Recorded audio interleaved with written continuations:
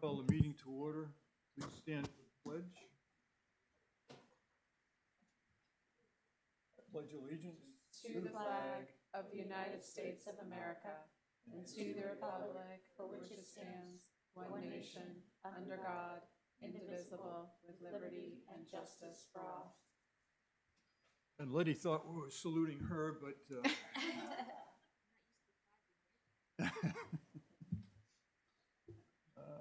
okay, first up are the minutes for November 25th. And they look okay to me.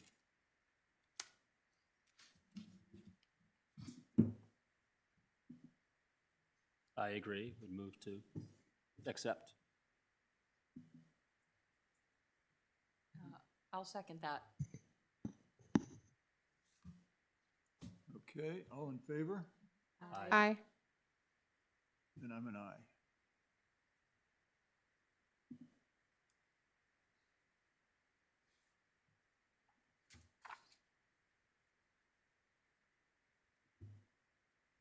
Okay, Jen, would like, do you have anything that the select board would like us to know? Good. I think just to update this board, that there were two budgets that had small modifications made to them between when the select board first saw them and when they came back here, which was rec and highway. And those both, I brought them back to select board, and select board agreed with the numbers as approved here. So those are both in agreement at this time. And I think the one other thing is the town administrator budget remains tabled at this level of this board. And tomorrow night at our select board meeting, I think in non-public, when we go over some hiring topics, we will probably discuss if we want to make any modifications to the town administrator potential salary line, and then we'll bring that back to this meeting for your last meeting here. Okay, so you think there might be a hiring between now and? No, not that there might be a hire, but I think the reason this board tabled that budget is because of needing to go out into the public and hire a new administrator, that we might need to make some modifications to the salary line to meet the market. I think it's sort of a plus minus based on that. And so I think the select board just needs to decide how we want to, if we want to change that line or just leave it stand as is. Okay. And I think that's all I have from select board. Brian, anything happening at the school? Well, you can't see it from the road, but most of the solar panels are now up on the roof. I think the large flat portion, as of our meeting last week, had about 80% of the panels up. So installation's going very, very well. The school district meeting, there was a question about that in the email. It's going to be March 3rd. So I know the guess had been March 5th, but we discussed it twice at the school board. It'll be March 3rd. And the budget for next week was circulated today. The number should be about $5,700 greater than the number I quoted at our last meeting. And that was because we're building some more in case there's higher transportation costs. Okay. And one other final thing, we did talk briefly at our last meeting about the effect of the DOE statement on decreasing special ed reimbursements. That won't affect the budget because we budget for expenses without regard to revenue. So that may result in a lower amount of funds returned to taxpayers at the end of the year if we get a lower reimbursement from the Department of Education for special ed funds. But it does not affect what we budget for. Okay. So you distributed student enrollment last week, and certainly there's a drift downward in the number of students we have. Is that the case, do you know, with the other SAU towns? Or is that particular to Brentwood, or? I don't know the answer to that question. I can go to the same resource. Letty says it's all over the state, which is not surprising because we are one of the oldest states in the country.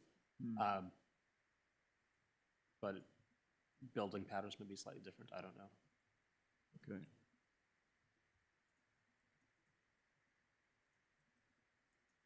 Okay, I circulated something. Swayze continues to have the lowest cost per student of the SAU towns. And that's not just this year and last year, but it has been that way for a while. That's certainly honorable. Do we know any idea, do you have any idea what the secret sauce is for that? What makes it different from the other towns consistently? I don't know that I can answer that question Okay. offhand. I'll talk to Principal Q about it. Not knowing, you could have said good management, but I don't want it to is, go for that. We will boast of that loudly at the district meeting, yeah, as we do every year. that's at least a piece, it's at least a piece of it, I would think, so. Okay. Thank you, Brian. Let's move on to budgets, and Janice has issued us some folders here, and I distributed them, but of course I didn't keep one for myself, so Janice, do you want to come up and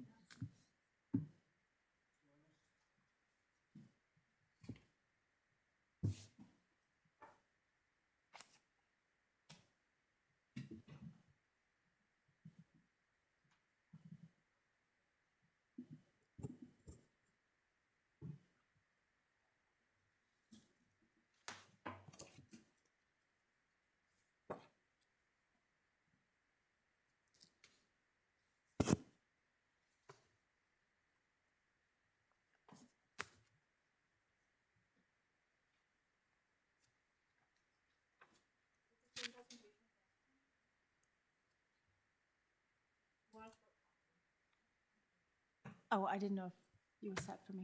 I want to thank you, first of all, for letting me go first so that I can get home before the unsafe weather down my way begins. So this presentation I had done 2 weeks ago for the Select Board, and so unfortunately, Letty and Jen will have to hear it a second time. But I have a little something to say before I begin with what's in your packets.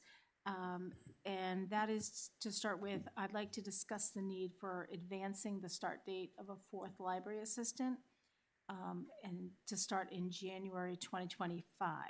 This position was originally planned to begin mid-year as part of a transition plan to phase out 2-page positions, but circumstances have changed, and I am requesting approval to use encumbered funds from this year to cover the cost of starting the position sooner.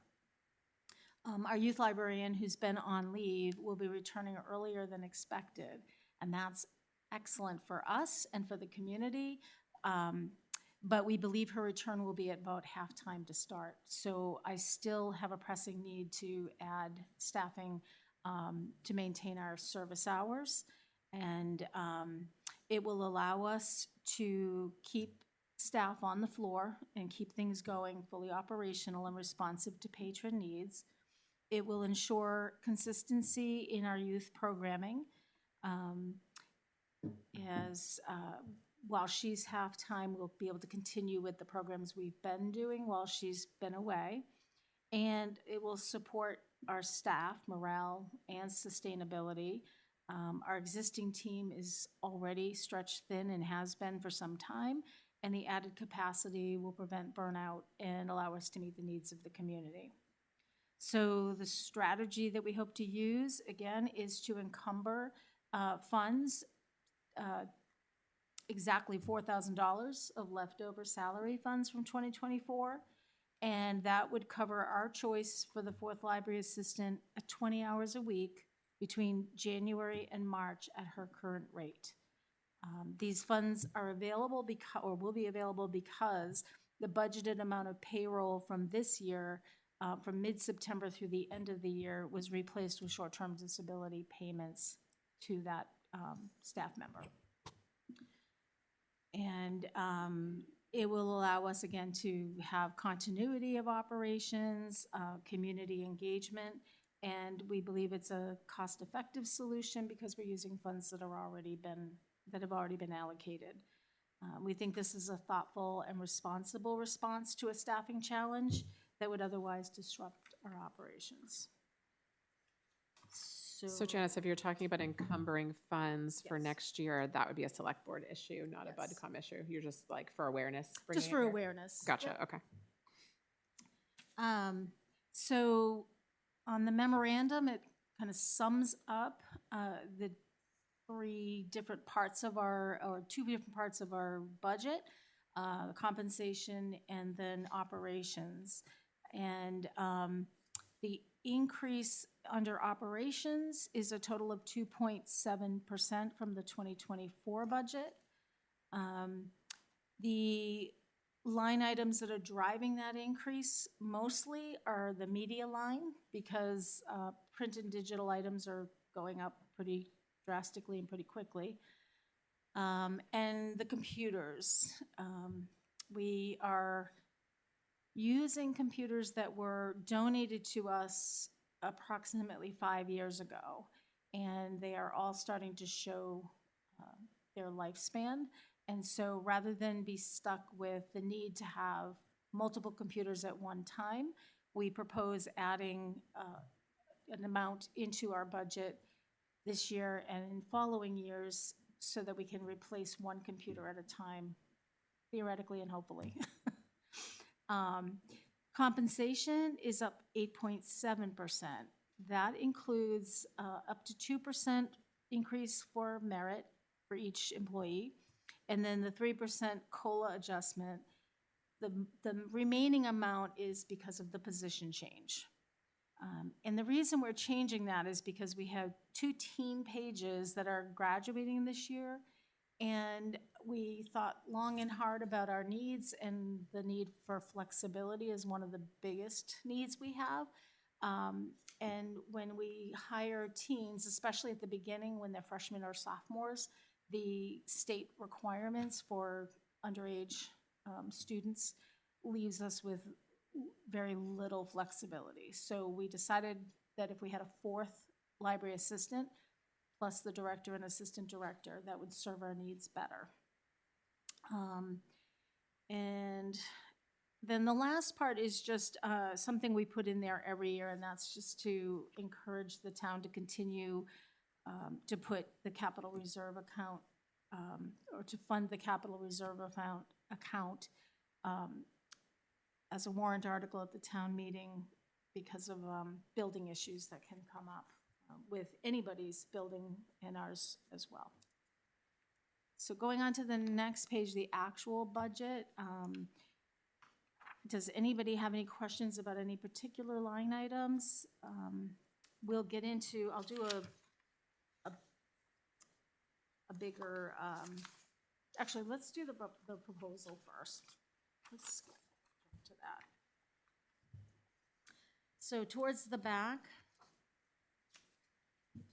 and it looks like Letty was able to get it up on the screen. Thank you. But you all have copies. So the very first page, this picture of this little girl, she's one of our Storytime regulars. And I put this here because she just turned a year old this weekend. And she already understands the concept of turning pages of a book in the proper direction, as you can see.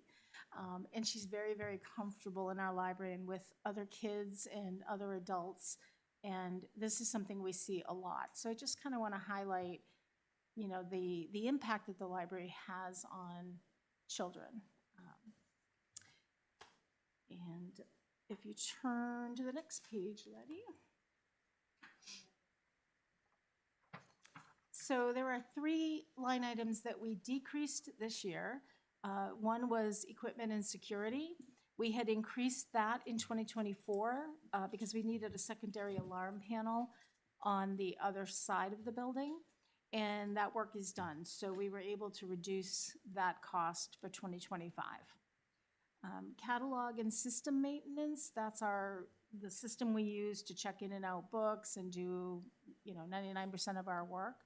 That cost has not increased in the last few years, and I don't anticipate it going up this year. So I reduced that a bit because we were putting in a little bit extra just in case prices were going to go up, because we don't usually know that far in advance. But I think, given the history, I thought this was a safe place to make a cut for this year. And then, That's maintaining the books or the media that you have? Is that software to do that? yes, What that is? yeah. That's how we check in and out books. We catalog books, pretty much all of our operations, Okay. at least computer-wise. Okay. And then the third was supplies. And we used, if you look at the budget that I presented, there, you'll see we are at current. We have used 61.2%. That's up a little bit since I did this. Those numbers were captured on 11/21. But clearly we didn't reach the full budget, so I decided that was a place that we could also cut. And part of that is, although our spending for books is what it is, it's allowing us to buy fewer books because the cost is so much higher. So that's reduced the number of book covering supplies that we need to have. That's part of what's driving that. So I did reduce that line as well. And then if you go to the next slide, Libby, thank you. Another one of our cuties. So we increased 3 lines, media, which I had just hinted at. The cost, if you've been to a bookstore anytime recently, you know the costs have gone quite a bit up. Average hardcover books are going for more like $30 to $35, where just several years ago it was $20 to $25. So in order for us to maintain our collection at the rate at which our patrons have come to be accustomed to, and to keep our circulation the way that it has also been going, which is increasing every month, every year, we need to factor that in. So we have asked for an increase there. We increased the computer line. Again, I already talked about that, and that goes up. Let's see. So $1,500 for that increase. And then telephone, Wi-Fi, internet was based on anticipated monthly costs in the year of 2025. That's a hard one because Comcast is not always totally forthcoming with where they're going. So I just want to make sure that we have enough in there to cover our bills. And if you turn to the next page, everything else in our budget, we kept level funded. We feel that this will allow us to fund our necessities, but also trying to keep the impact to the town's tax rate as minimal as possible. So in total, our operating expenses are set to increase 2.7%, and to put that into dollars, that's $2,340. And the next slide. Thank you. This is compensation. Right now, that last bubble should say 2. Somehow I deleted it. But we have 1 director, 1 assistant director. Those 2 positions are full-time. We have 3 library assistants. Those are part-time, anywhere from about 18 to 20 hours per week for those. And we have 2 pages. And we are planning to phase out the pages as they graduate. So that'll be a little bit after town meeting. We will still have to budget for them for another month or 2. And then the library assistants, pre-pandemic, we actually had 4. And we had had some movement within our staff. And at the time, because the pandemic was creating such a havoc, we felt we could do without one. But we're now growing, again, to close to our pre-pandemic levels. And so we feel the need to do something about that. How do you measure your growth?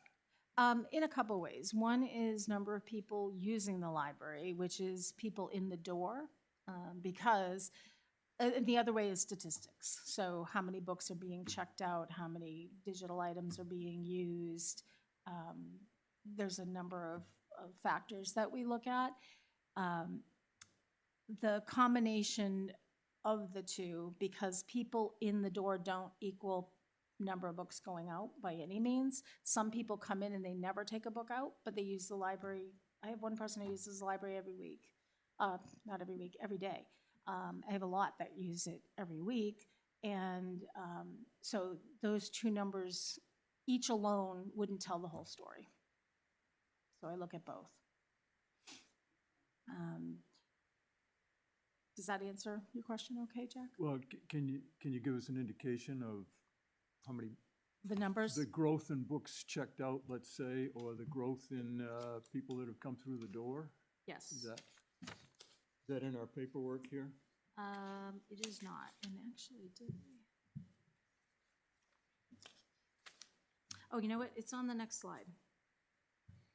You can go ahead. Thank you. So, question is, why invest in the library's needs? Well, from January through October of this year, we welcomed 11,197 people of all ages. That also points to the fact that we're one of the resources in town that allows multi-generational programming and time together. There's a mix of ages, everything from birth up to end of life. We circulated 31,389 items. We hosted 166 programs with 2,355 attendees. And the remaining part of this slide I won't read through. You guys can read that, but these are pieces, snippets of impact statements that quite a few different library patrons wrote for us. The full text is on our website, so if you have a desire to read everything, which I would encourage you to do, it is on our website on the About Us page. But the one that I think I would maybe point to right now is the one on the right-hand side in the middle.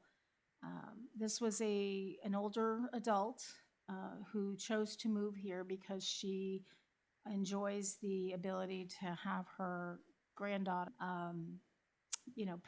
participate in a really good school system and with a high-quality library.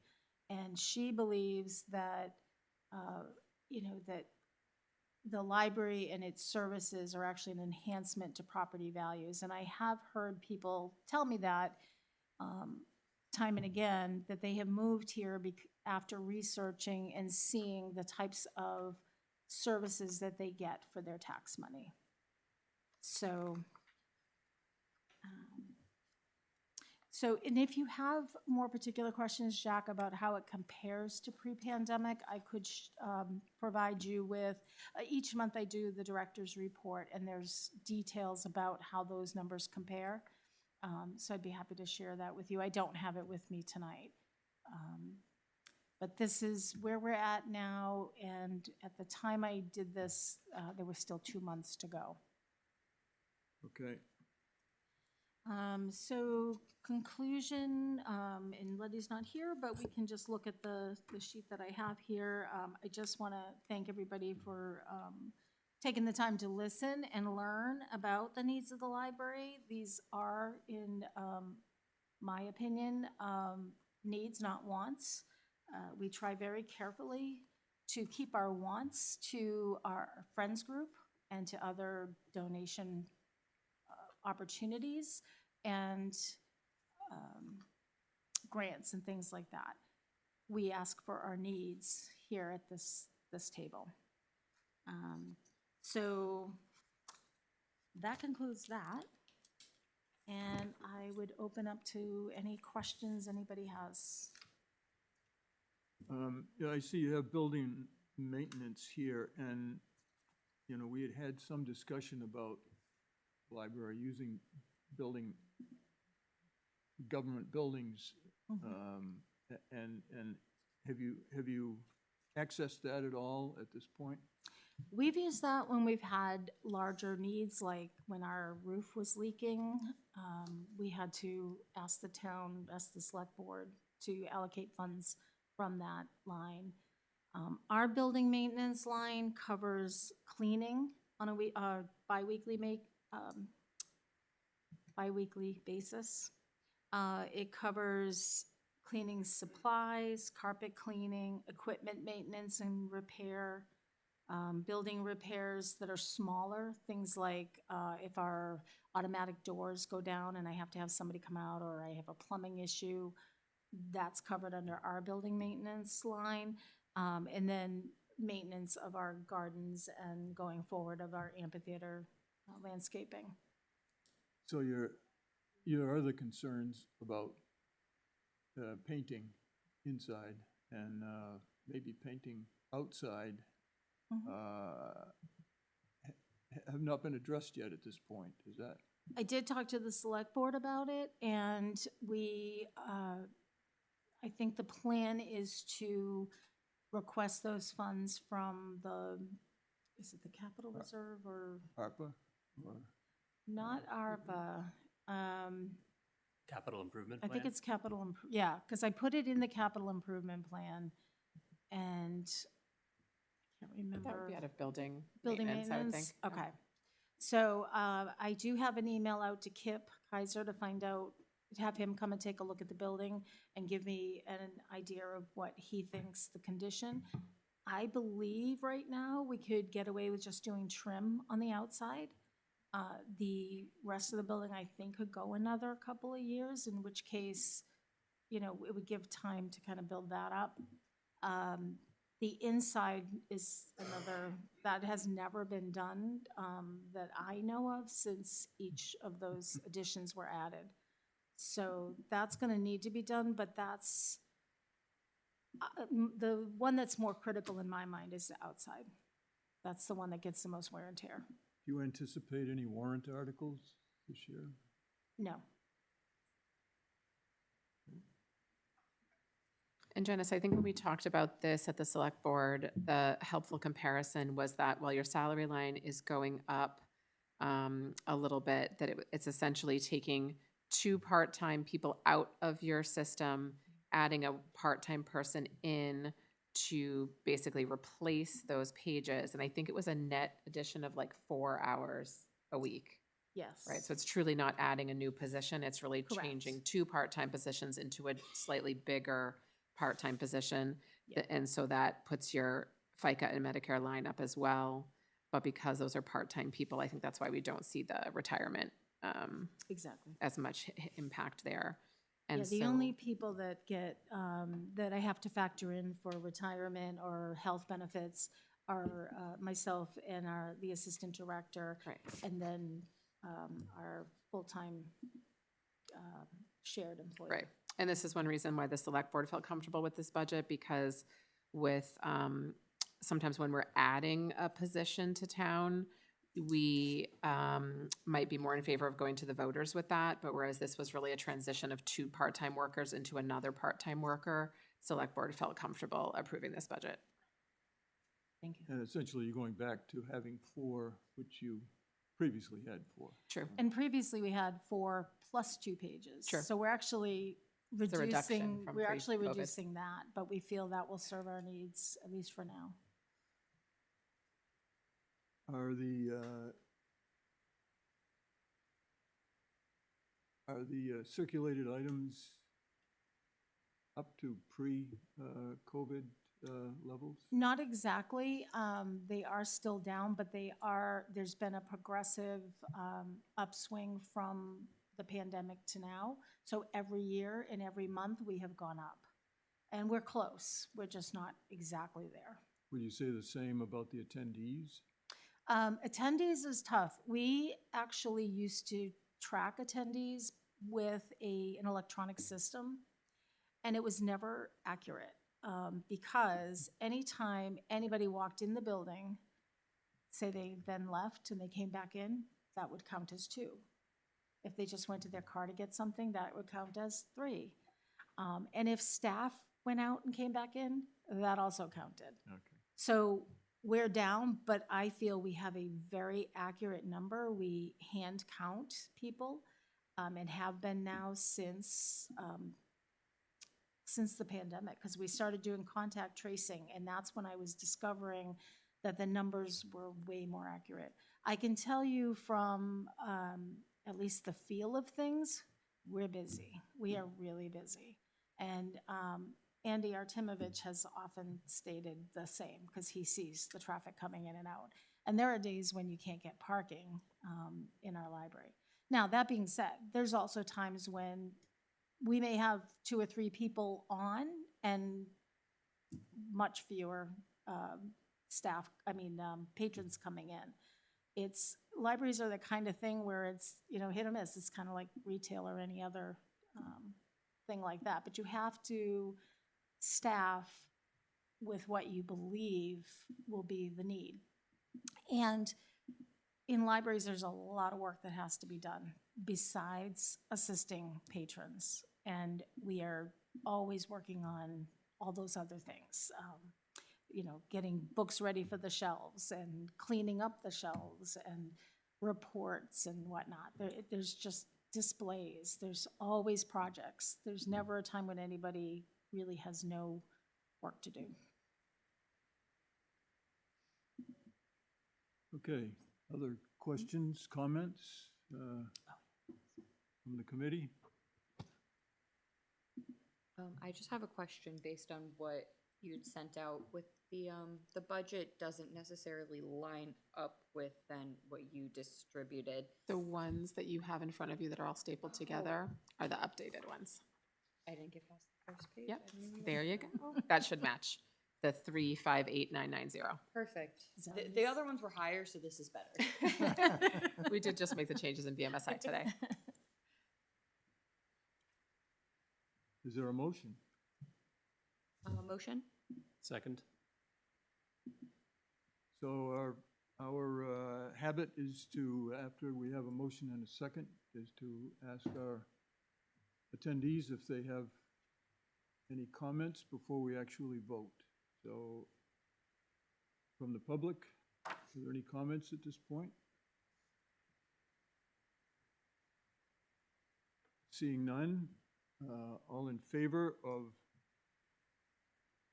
$358,990 budget for the library, Aye. Aye. Aye. and I'm an aye. Nay.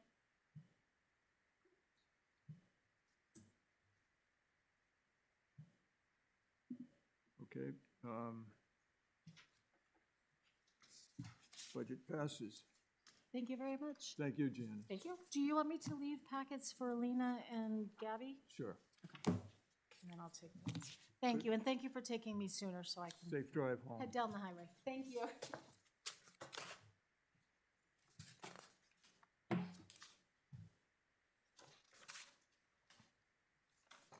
Yes, next up is police. Justin?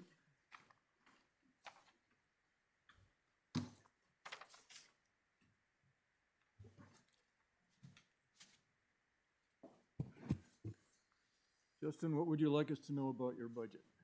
What do you want to know about it? Why can't it be smaller? Yeah. Yeah, I sent Jack 2 budget proposals. One I'll say I inherited. Actually, first and foremost, just a public thank you to Alina for taking so much time to answer questions and help me through the spreadsheet and, play numbers with me. That was amazing. She's a great asset. So anyways, the 2 budgets that I sent to you, one I inherited, that one was almost a 21.5% increase. I then, working on my own budget, was able to narrow that down quite a bit to a 14.38% increase. I cut where I can, obviously, understanding that one of my major increases is going to be my salary line. We've got approval last year. We encumbered funds for a full-time officer that was then expected to take effect in the budget in 2025. So that's where that major increase comes. The other increase to that would have to be the COLA and the merit increase. Something I do want to make note on that. Not everyone got a merit increase. If employees that have not been there for a year were not eligible for it. And then I even did reviews for those employees as well. But as much as I would love to just sit there and dish out the full, 2% merit for everyone, I take my reviews very seriously. And I believe in constructive criticism. And, as long as everyone's performing well, they'll get a merit raise. But it would hard to be both morally and ethically hard to just throw the 2% at everyone. You know what I mean? Because that would mean that we're doing everything perfectly, and we can always strive to do better regardless. Going next on to our admin assistant, you'll see that item went up a little bit. We lost our former admin assistant, and we did hire Katie downstairs. Katie came to us from Rockham County Dispatch with 30 plus years of experience. So with that, she brought a wealth of knowledge for not only emergency communications, but just functionally, she was very used to our records management system, IMC, because that's exactly what they use in Rock County. She is very efficient. She'll take non-emergency calls in the office. She has a dispatch center, the console up on her screen, and she can punch the calls and send them to the officer from her office rather than having to forward the calls to Rock County. So efficiently speaking, she's amazing. She's picked up on the office tasks very quickly. So that's been great. We're very lucky to have her. Going back to salaries too real quick, I saw my note here. The other thing I want to make note of, our 2 corporals are looking at promotions to sergeant. That was also part of the initial corporal process. Corporals was more of an intro to supervisor leadership. So I'm looking to promote Corporal Spitaleri. He'll be a sergeant most likely coming in January. And then Corporal Saltzman will be looking towards July. They'll both be past their 1-year marks at that point. They both excelled in their positions. We will not be doing any promotional processes anytime soon after those. So that's in the salaries line? Correct, yeah. Included Yeah, sorry to in- jump back on that one. Those increases? Yep. Yep. Yep. Okay. And they're looking at wage adjustments versus obviously the COLA and merit. So it wasn't, the COLA and merit didn't necessarily apply to them if they're looking at a promotion as well. How long have they been with the department? Corporal Spitaleri is going on 5 years, and then Corporal Saltzman is going on 2 or 3, but he came to us with previous experience. 3 years, thank you. He came to us with previous experience. He's got 8 years full time. So both of them are seasoned. Corporal Spitaleri has been here for all 5 years. Okay. Let's see. And we'll keep making our way down. The wages administration line, last year we changed that to include both the chief spot and the lieutenant spot, whereas my position before was just in the general salaries line. Since we were both salaried employees, it just made sense to combine those two. The only increases there, I kept while everything was happening, I kept the chief line just level funded.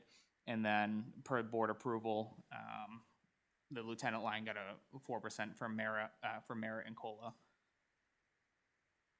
Let's see, going down to overtime, we got an increase there.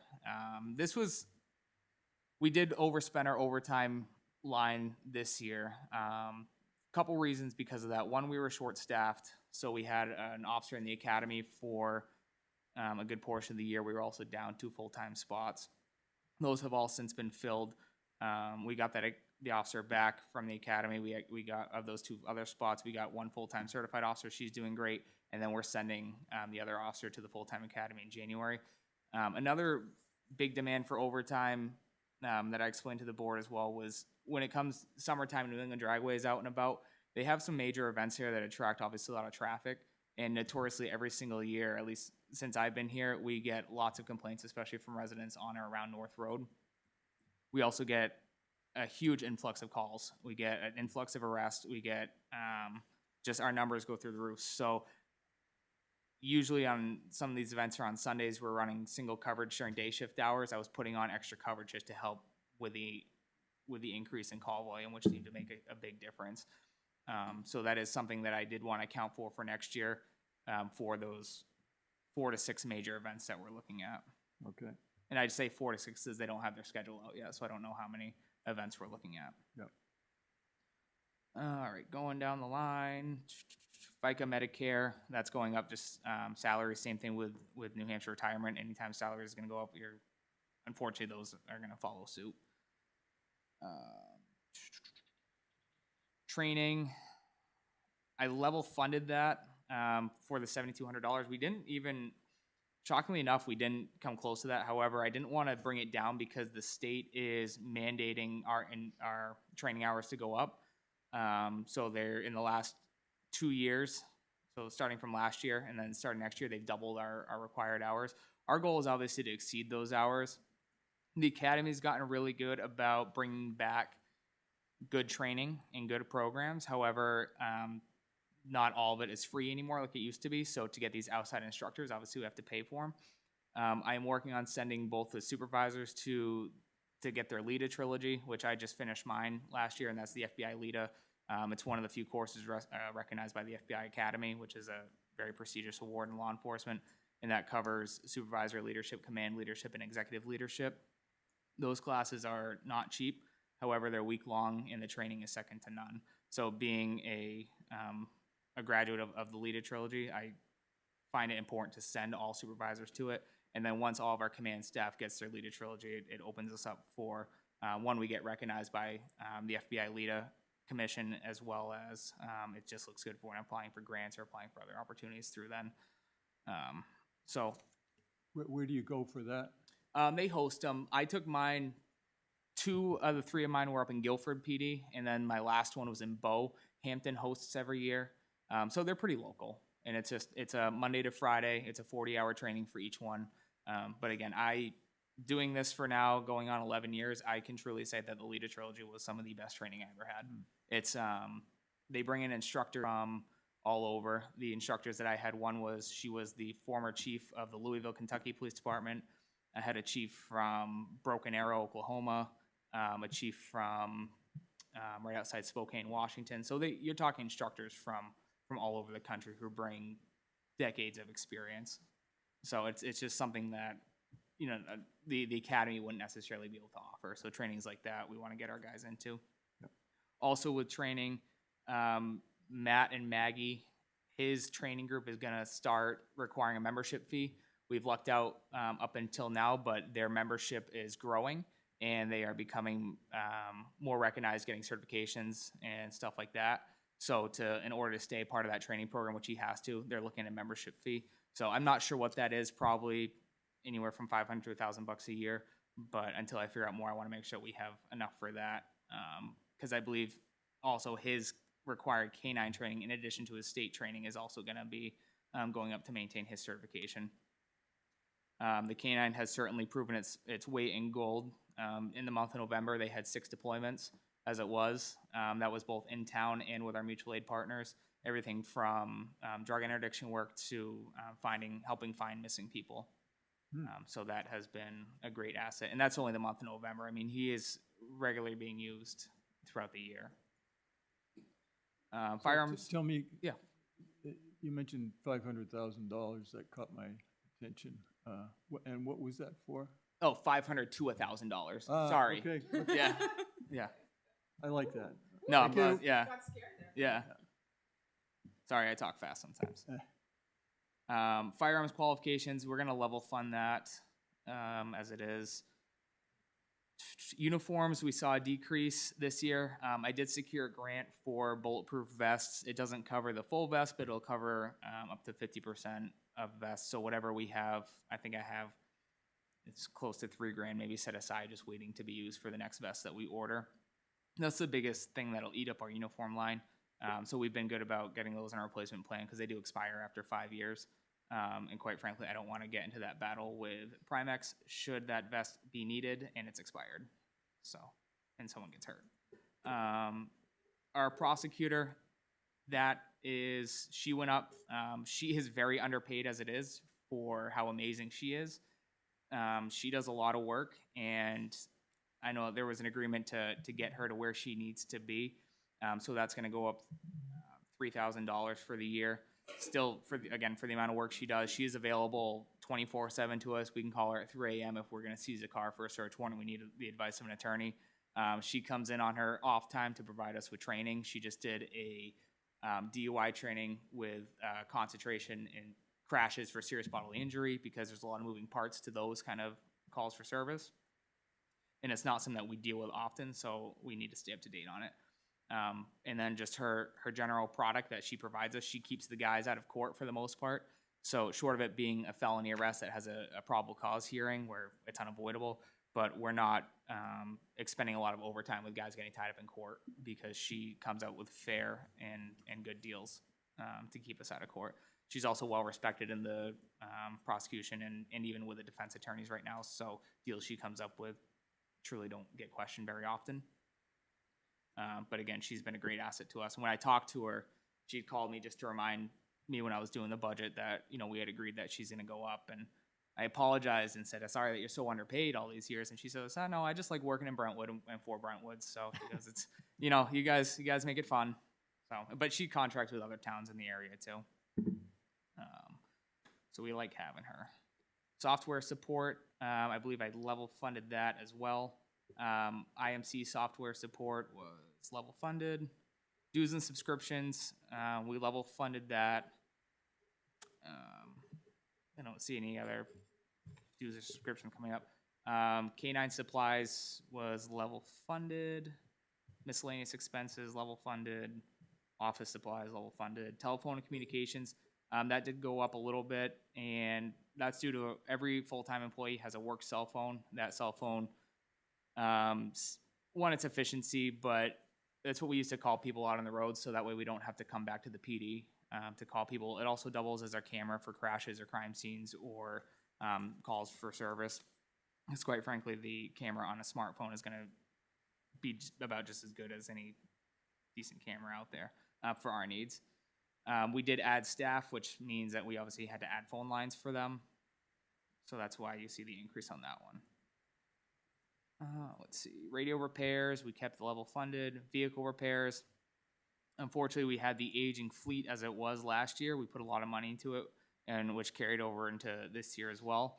That did just get increased a bit because of the repairs. However, the goal is, as we introduce a newer fleet, which the board has been gracious enough to allow us to do, we're going to hopefully after this year either level fund that, or even better would be to see a decrease after 2025.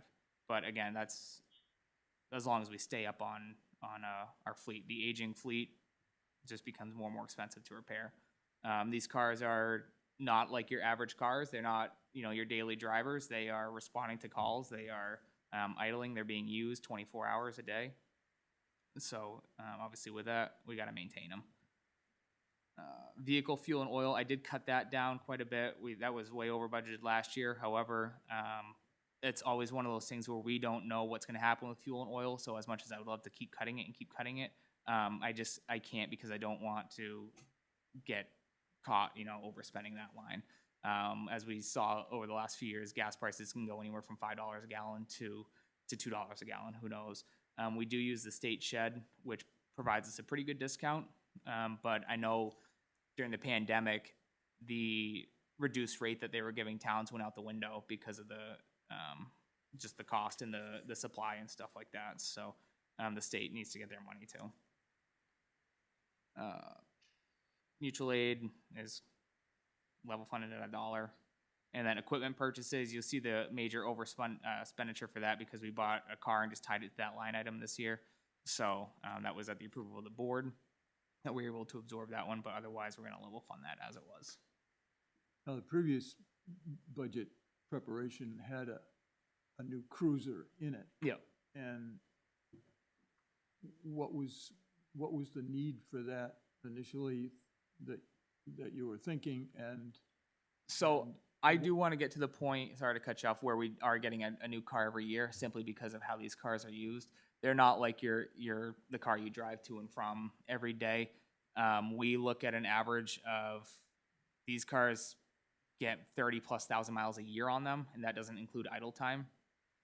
So to get in a proper cruiser replacement plan, we really shouldn't be running any cars with over 100,000 miles. That's what we were doing this year. We had the old car 4, which finally put itself out to pasture, and then we have one more car 6 right now that's following suit as well. The codes they're throwing, I mean, to even fix the engines, it's going to cost well over $8,000 for a car that's a 2016, 2017. So as we can hopefully introduce a cruiser replacement plan, we should theoretically never be having a frontline car, meaning our 4 frontline patrol cars should never be older than 3 years old. And then after 3 years, it can become an admin car or a detail car or a ready spare. But that doesn't mean we're going to have 50 cars out there, but it's just part of the replacement plan. How many cars do we have now? We're in the process of getting rid of 6, so I believe we're going to be down to 9. 9 cars and 4 are, Our frontline patrol.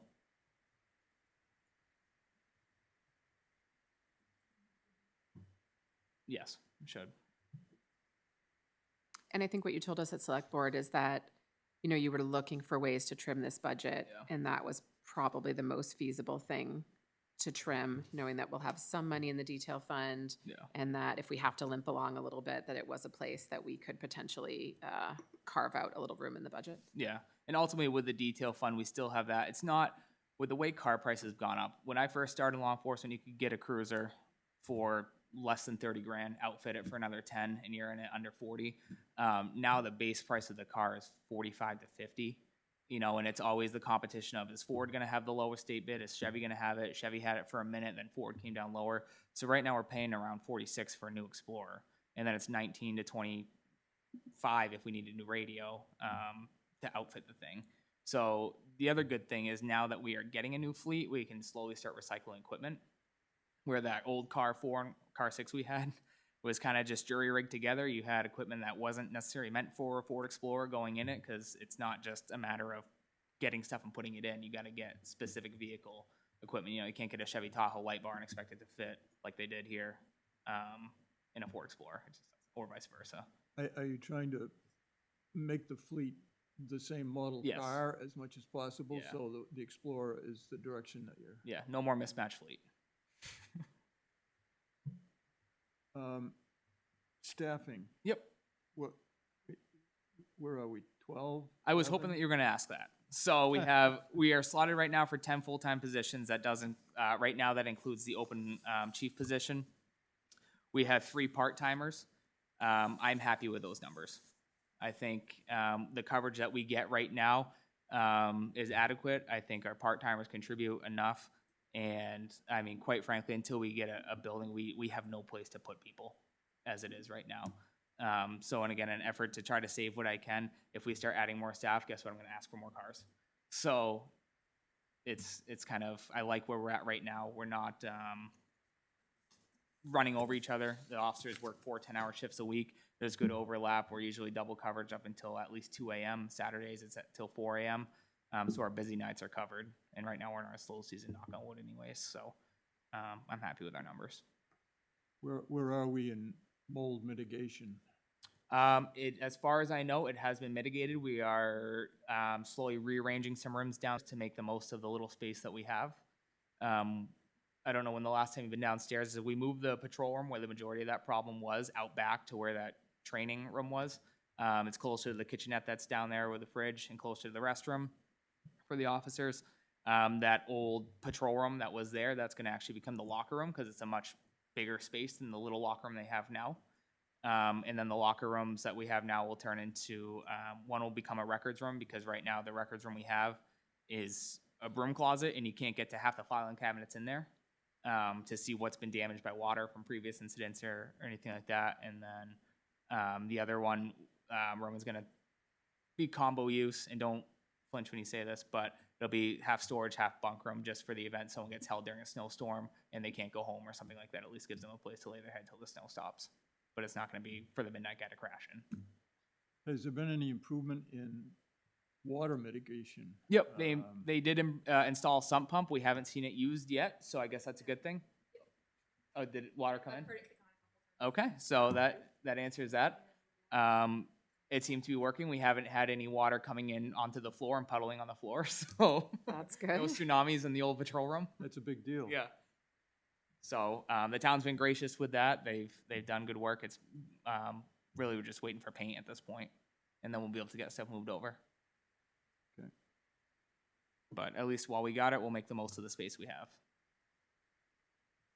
Other questions, comments from the committee?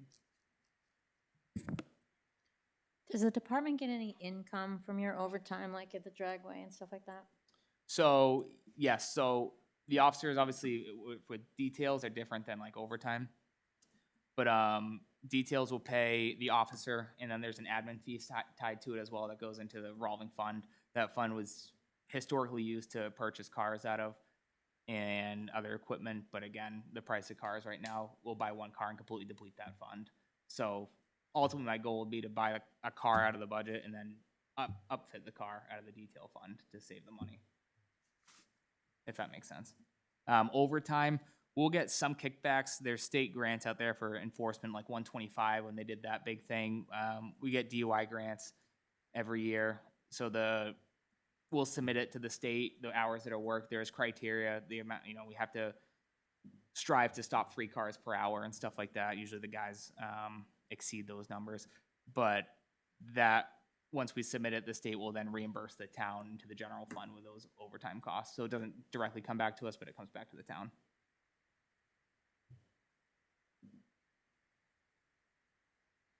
And Jack, just to answer your question on staffing, the only way that I'm gonna add staff is if we can find that COPS grant and actually apply for it this year and get it.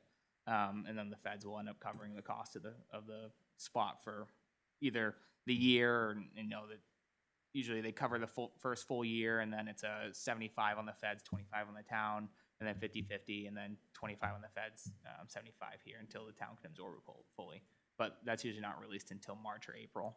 So Have we applied for that before and, I don't think that application ever got submitted last year. okay. So you need to get it in soon then, is that? It's not opened up yet, so it'll usually open up in the late winter, early spring. I see. But I'm always on the hunt. Okay. Are we gonna get any update on, wow, that's loud. On the municipal building, or is that another time and place? I'm I don't know happy if you to. guys are meeting. Yeah, we're meeting. We just met this past week. I was not a part of that meeting because I had a different commitment. The committee's still getting together. We are looking for new members if you're interested. Does add to the membership, get more opinions out there. But yeah, the committee's still working on it. I don't really have too many updates for you. We were looking at old plans. We're looking at just again trying to get as much information as we can out there. It's not going to be going in front of town meeting this year, though. Other questions, comments from the committee? Are you sure? Is there a motion? Need a motion Oh. first. Thank you, Sure. Betty. Motion. Is there a second? Second?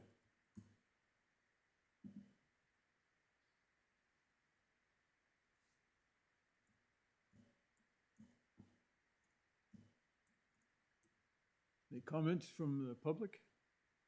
Yes, Jim? Jim, could you just come up to the microphone so you'll be heard on the video? Just pop the light on.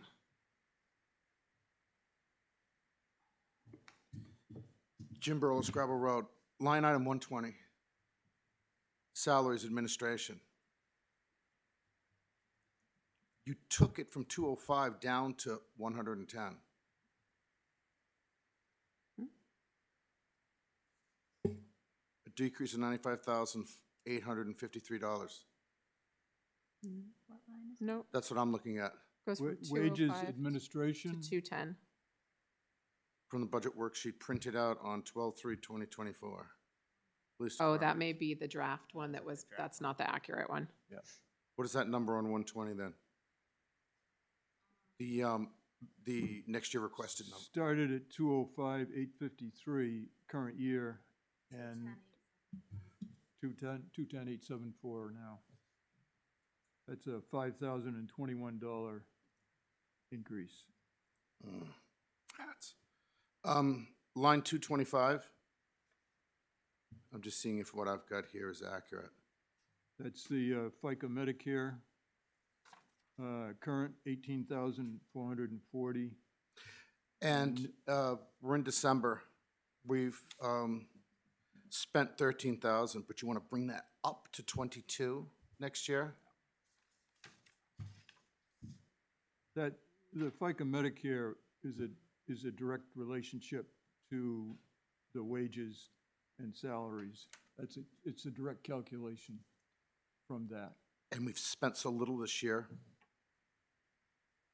Although we were also at vacancies this year, so if we have vacancies, yeah. Go ahead. Okay, So some of all right. the printout that you're seeing, Jim, is 40. due to my struggles with the accounting system, where I have to pull in expenses up to a certain date, and it's possible that the one you're looking at did not have current expenses pulled in. Unless, did you just give him? That one is up to a certain date. Okay. But like that one, we just did today.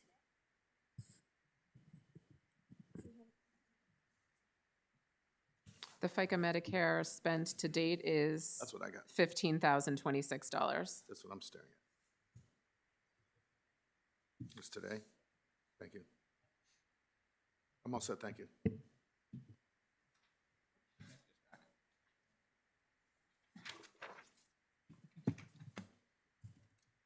The public comment is complete. We can vote. All in favor? Aye. Aye. Aye. And I'm an aye. Motion passes. Thank you very much, Justin, but we have animal control.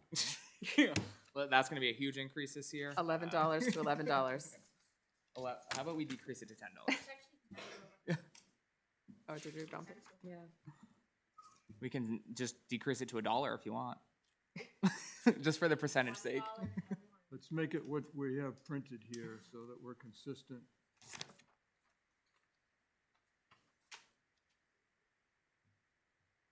Oh, right, it's 10, 9 to 10. I'll make a motion for $10 for animal control officer, just as a placeholder in our budget. Second.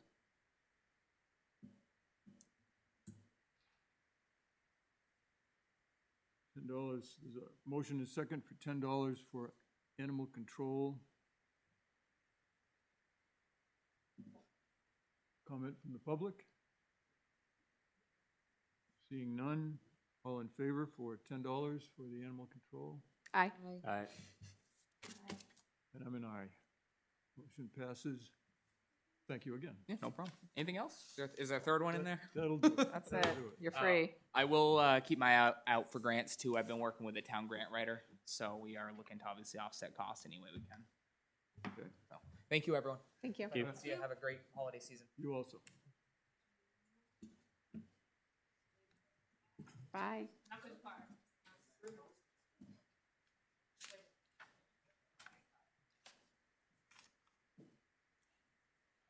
Okay, we have health officer to do.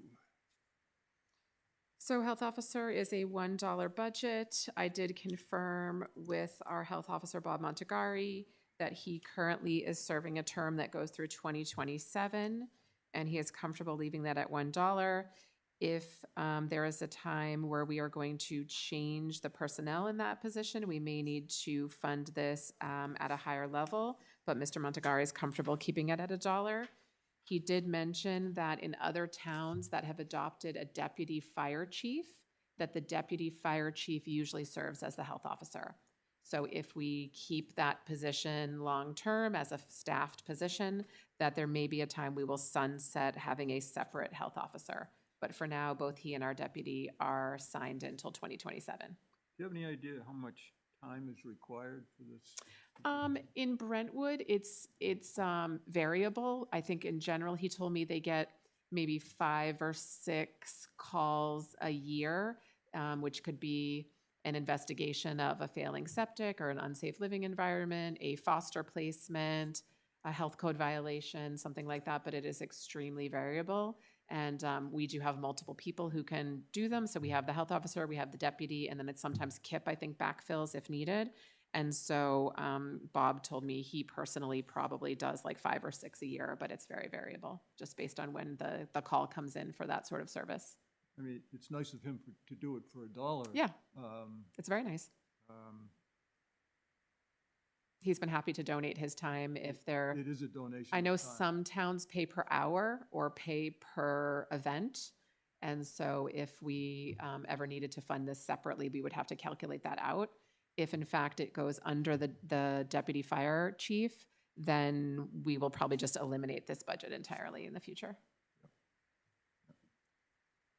Any further discussion among the committee? Is there a motion for $1 for health officer? All motion? I'll second. Public comment? Seeing none. All in favor? Aye. Aye. And I'm an aye.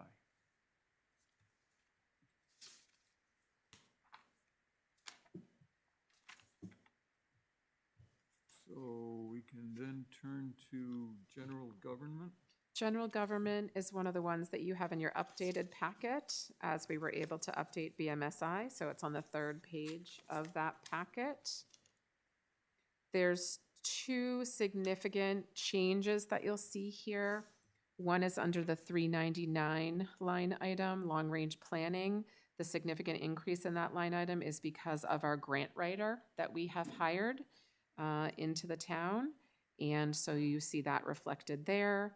The other change is the Brentwood newsletter funding was put into line 552. So that was put just at a placeholder of $20,000. So those are the 2 significant bumps that you see that were not present in this budget last year. The grant writer is new to town, and the Brentwood newsletter last year was a warrant, so we are moving it into the budget. So those are the 2 big changes you see. We made a small increase to the vehicle repair line. I think that's mostly for Kip's town-owned vehicle. And then we made a small decrease to town events. And otherwise, this budget is relatively level funded with just those significant exceptions that I mentioned. All the other lines are level funded. The budget itself is not, but the other lines are. What do we anticipate that grant writer will bring in? Do you have any way to gauge that? I'm not sure I can answer that. I know that she was economic development really worked to bring her on. I don't know if they made any kind of predictions for like dollar value of what she can bring in. We're hoping as much as possible, but I don't know. So she's a full-time person? It's not like on a per It's grant? not a full-time position. I want to say it's like 20 hours a week max or something. It's certainly, if you look at the funding, it's not a It's full-time hourly. position. It's just as hourly, depending on what she works. It's not. I believe so. There's a contract that we have with her now, but I think it's somewhat variable based on needs of the town and what grants are being worked on. I can say at the SAU, there's a strong ROI on the grant writer at the SAU. There usually is, yeah, just because they have the time and the bandwidth to find grants we wouldn't even know about. Yeah. We're hoping that's the case. The vehicle repairs is Kip's car, is that? Yes, I believe that line item specifically refers to the town-owned vehicle that the building inspector uses. Okay. He kind of gets a hand-me-down car from PD usually. And town events, we're saving $1,500. I think we just trimmed that a little bit because we didn't feel it needed to be quite that high in terms of just looking at what we had spent this year, and thought that that was a place we could make a small adjustment. Okay.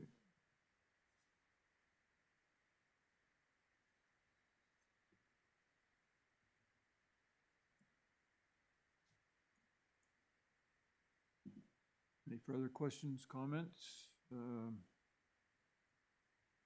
If not, is there a motion for $122,936 for the budget for next year for general government? Motion? Second. Public comment? No public comment. In that case, all in favor? Aye. Aye. And I'm an aye.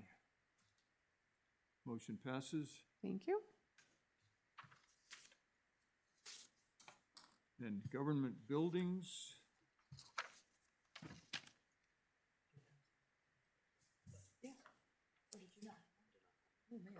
Oh, you didn't have a packet? Government buildings, when you look through this, there's a few small adjustments in some of the lines, nothing really significant. The biggest is some additional funds were put in for potential repairs to the Grange building, as this group is aware that that building potentially needs a little bit more attention when it comes to repair. Land maintenance was also increased slightly because I think of some of the, I don't know if that was, I forget if that was a contractual increase or if that was just an anticipated increase. Few things went down slightly, so town office building went down a little bit, building improvements went down a little bit, because I think the thought was that there were other funding sources that we could use for that. Fire alarm contract went up a little bit, which I believe is contractual, and we left a little bit of a buffer for the custodian contract because we have to potentially renegotiate that contract with our cleaners. So we left a little bit of a buffer there. But otherwise, this budget is relatively similar to last year. It does go up, looks like about $9,000 total. Is custodian just for this building? That is a good question. No, I think they do this building and the rec. I think the library has their own service, if I remember correctly. I'm pretty sure the contractor that we use does this building upstairs and downstairs and the rec buildings.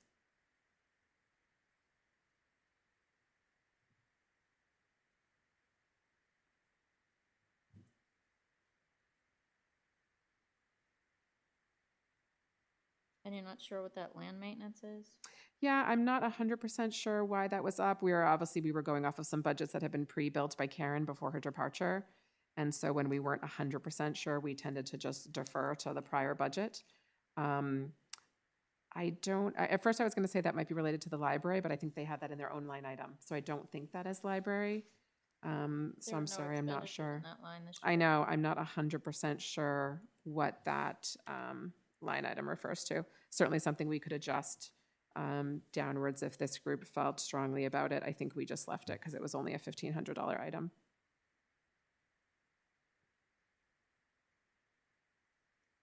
Would anyone be amenable to taking that out? Taking the increase out or leaving? Yeah, taking the out increase. of- I so mean, leaving yeah. out 1,000. Yeah, I think I would, especially if there's We could do no that. expenses this year and we don't know why. Yeah, It's an easy place to try to. I think that's reasonable. budget. So You that have a would- motion? Any other discussions on any of the other lines? Because I can just make a motion to and just increase that total. subtract number, out that 500 if you want. Which is, are you doing that right now? Yeah, so it looks like it'd be 109,071 instead of 571. It's No, 1,500. yeah, it was 1,500. Oh, you're right, I'm sorry.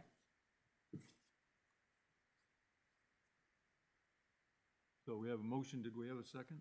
109. I'll second. 571 minus 1,500. 108. 108,071? Yep, 108,071. Whoops. 108,071.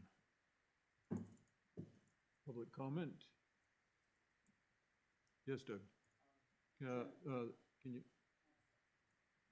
Can you go? Just Doug Finnan, Gove Road. Jen, just had a question on the Grange. Do you know, only because I was gone, do you know whether or not any contact was made on the structural engineer and/or the foundation? You know, I was just thinking about that the other day. I'm not sure. Did that information, I forget if that got sent to Letty or who? Yes, I passed it on to Letty, I and will I check with her. think. Or you can Yep. go right over there and ask her. I will do that. Thank you. I know that was on the to-do list. So that drops this budget from a 9% increase to a 7.6% increase with that modification as motioned.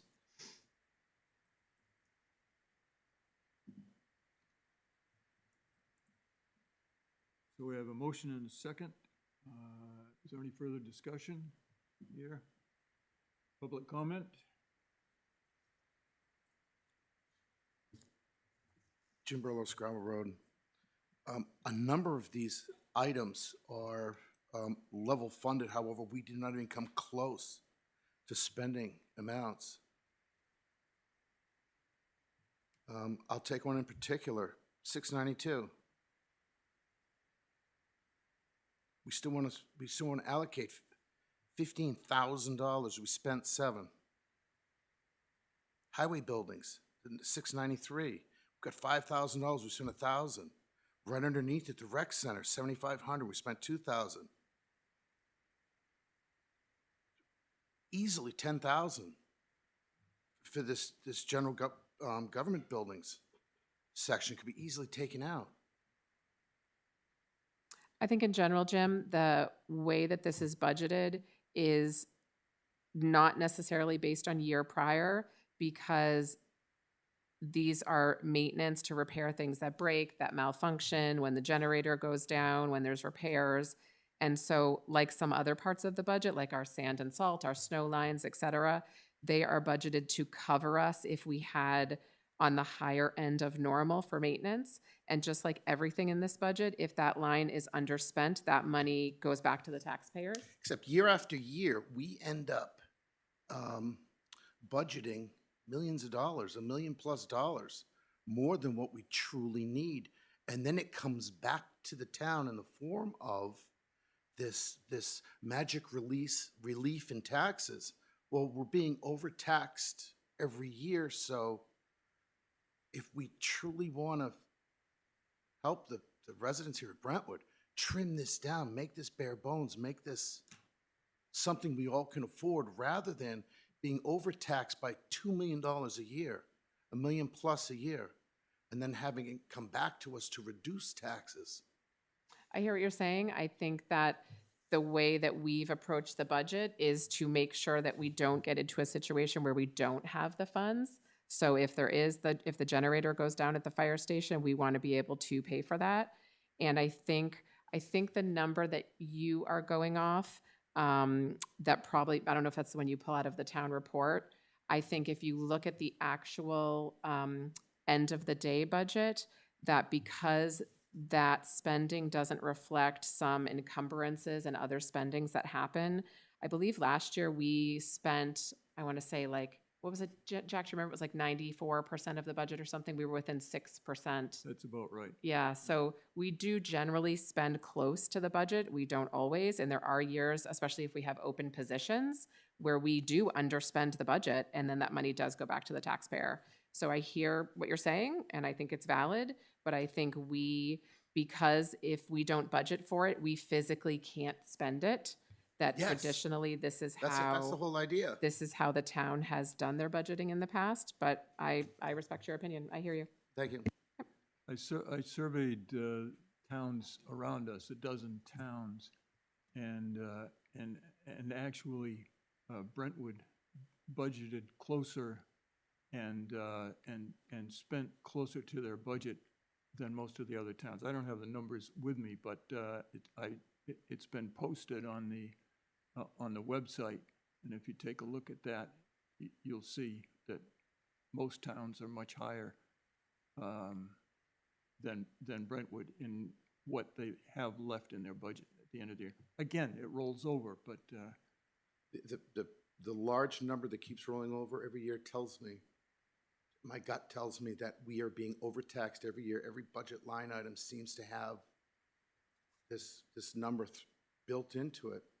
And if we can just help the taxpayers by something like a $7,500 budget, and we've only spent 4,000, 5,000 of it, you look at that line item and you come back and you can see year after year, we've got a large number that comes back to us in the form of an overpayment to help reduce taxes. That tells me that our yearly budget, and I'm not talking about 1 year, I'm not talking about 2 years, I've got 25 years worth of town budgets at my house.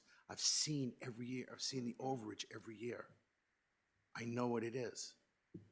I'm not just trying to make up a number, et cetera. No, I hear you. And actually, I know what my neighbors are saying. We are being overtaxed.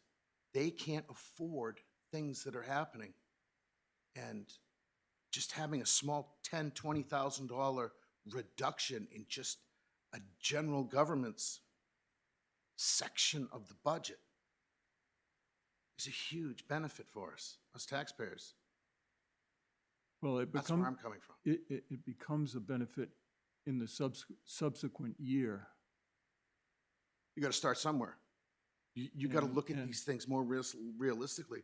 And with the property values being what they are, and trying to dissect a $400,000 property in some sort of suggestion that this is what your tax increase would be. That doesn't come into reality either. But Well, another measure of this is what the state recommends that we leave as in the general fund it each doesn't year. say you shall. It's merely a recommendation. And recommendation for a reason, actually, the town has retained less than what the state recommends, significantly less. So it's a, Might be something to look at. I fully understand your point. Thank you. Jim, one thing I'd encourage you to, I don't know if you were listening to when we talked about the highway budget, is we actually cut $80,000 out of that budget because that's a budget traditionally that has always been inflated for weather emergencies because you just don't know what weather is going to happen. So I hope that you might be willing to think about supporting what was recommended by the select board, which was making a capital reserve fund, which is with a small amount of money in it that we would use for a weather emergency rather than having it in the budget year to year. Because traditionally that was a big chunk of money that was returned to taxpayers every year, was for sand, salt, plow drivers, et cetera, because you just never know what kind of winter you're gonna have. So we did take that advice in that budget and trimmed that budget by $80,000 this year, to your point, to try not, because that is a budget that always traditionally the past 5 years has been underspent. So we're trying to do that where we can. Regarding the rec center, I'm trying to remember the things that he had asked for in the CIP and what of those things might be being considered for this year that would be coming out of that rec line here. I don't remember. There's I'll the be boiler, honest. the windows first off. I thought they were already I done. think these lines are kind of like the library is more for like general maintenance, repairs, things like that. His big wish list items are the windows and the furnace. So that And I wouldn't be think out of those would here? come out of buildings, CRF. I don't think it would come out of this line Okay. because those are obviously much more expensive. Like we're talking, a much, much bigger number than this 7,500 number. The windows alone are, I think, like, I forget what it was, $30,000, $40,000. So the thought is that those would come out of the building maintenance fund, not out of this fund. This is more for like the day-to-day, something breaks, you gotta fix something, you gotta call a repairman, kind of like the library had mentioned. Smaller ticket items. Then I would like to amend my motion for the budget Okay, to $100,571. And By I would- removing 3,000 from what line?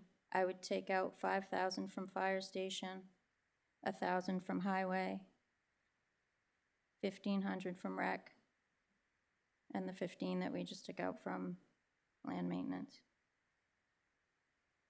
say that again, please. Fire station, Fire take out station. 5,000. Okay, fire station, Highway, take out 1,000. Rec, take out 1,500. And then the land maintenance, we've already taken out the 1,500 increase there.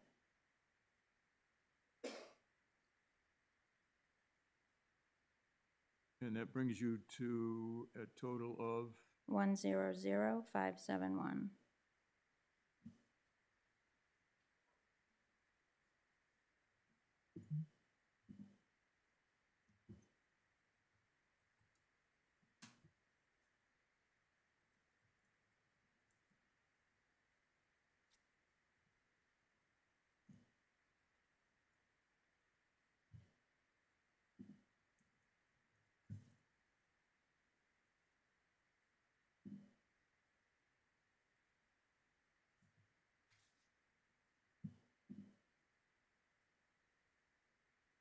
So it's an additional $7,500 reduction, looks like.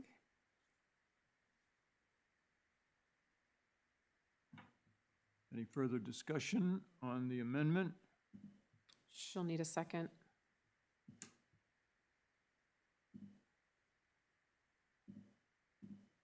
I'm not philosophically opposed to the amendment. I'm just curious as to making that decision based only on 1 year's worth of data. And I don't know, does that leave us short just because maybe 2024 was unusual for one reason or another? I mean, a 2 or 3 year look back, I think, might be more helpful in making that kind of decision. I had pulled up 2023 and I the was just budget gonna was do that. only over by 5.66%, so it was like $366,000. Yeah, I think, yeah, making kind of just blanket cuts. I just feel like it would be bad to run into a situation where we keep getting closer and closer to the actual budgeted number when we're cutting out, from last year, like that $80,000 was in that 2023 number. If we keep making cuts like that and we end up really close, what happens on the year where, every single building has a thing that breaks and we're running up against. Well, hopefully in future years, when we have our brandy new software system, we can look at these numbers going back more than 1 Yeah. year. Yep. We can't do that right now, but Yes, yeah, so I think I'm with you, where I'm not necessarily opposed to tightening up the budget, but I just feel like I don't know that we have the data to kind of just keep making cuts. I mean, obviously taking out 7,500 isn't gonna probably make or break anything, but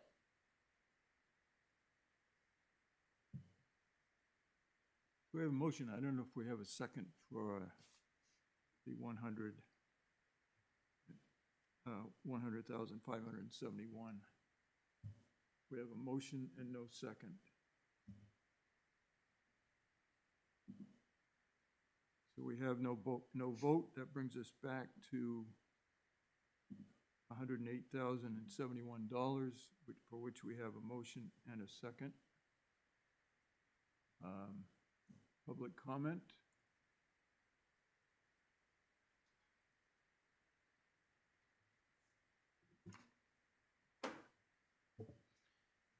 Jim Burlos, Gravel Road. Again, at the end of the day, when we vote on a budget, we're voting on a single number that the select board is able to spend any way they see fit.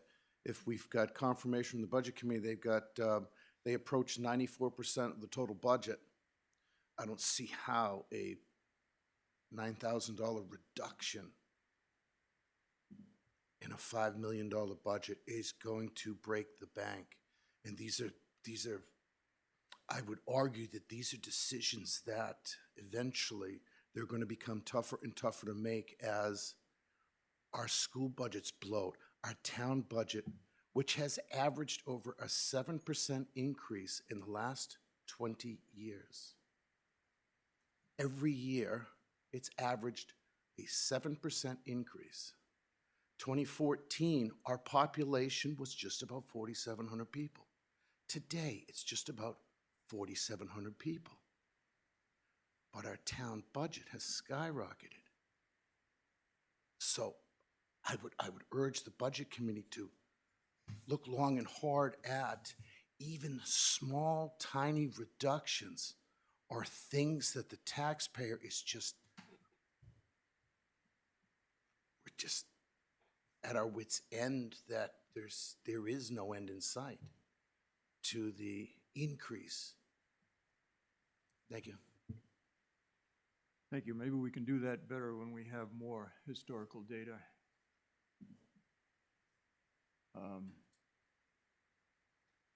So we're back to the $108,071. All in favor? Aye. Aye. nay. And I'm an aye.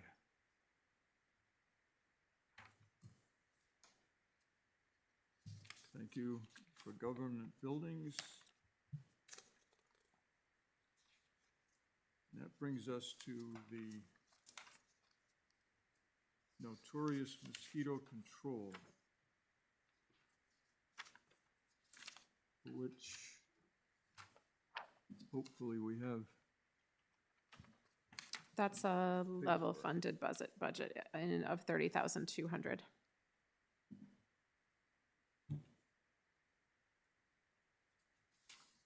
Mosquito control, 30,200 is correct.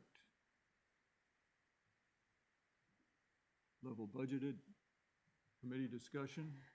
Let's make it an even 30. My guess is this is a contract. My guess is this is a contract. I don't know whether that is true or not, but it's not a.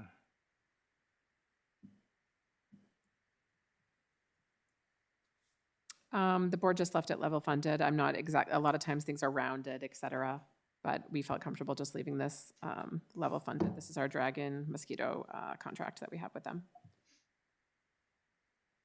We do have a contract with them, right? I mean, Yes. we had a contract for Yep. 24.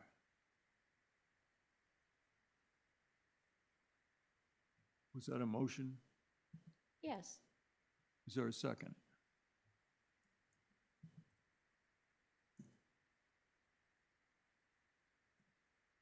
The motion is on the amend to 30,000. Yep.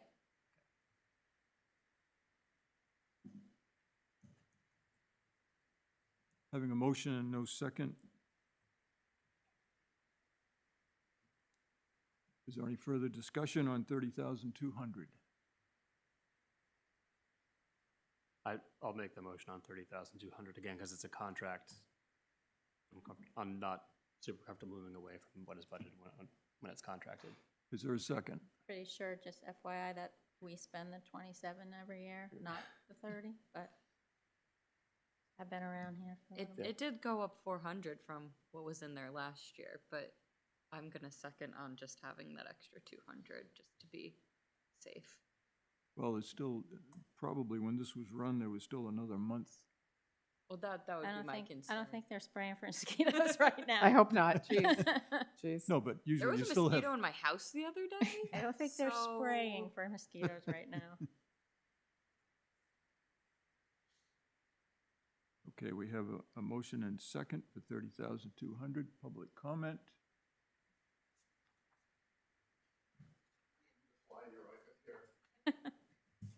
Jimberlo Scrabble Road. We're Is up there- against mosquitoes, not Is there flies. any Yeah. statistical That's data true. that says True. there is a success to spending $30,000 a year? Is 100% of our wetlands sprayed? No, because in fact, our dragon control program is focused much more on larvicidal treatments and pools of water rather than spraying. We don't do a lot of spraying in Brentwood traditionally unless it was needed for some reason. Do you treat 100% of the pools of water in Brentwood? I can't answer that, but I would assume the answer would be no, we do not treat every body of water in the entire town. As the mosquitoes hatch, do they fly from a particular body of water which has not been sprayed?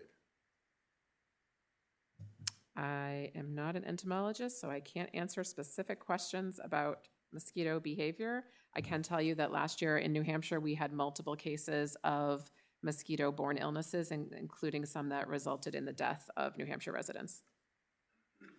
Do we have any statistics outlining the success rate of our $30,000 a year expenditure or $27,000 a year expenditure, which we've been doing for years? Is there any statistical analysis to say we are benefiting from spending $27,000 to $30,000 a year?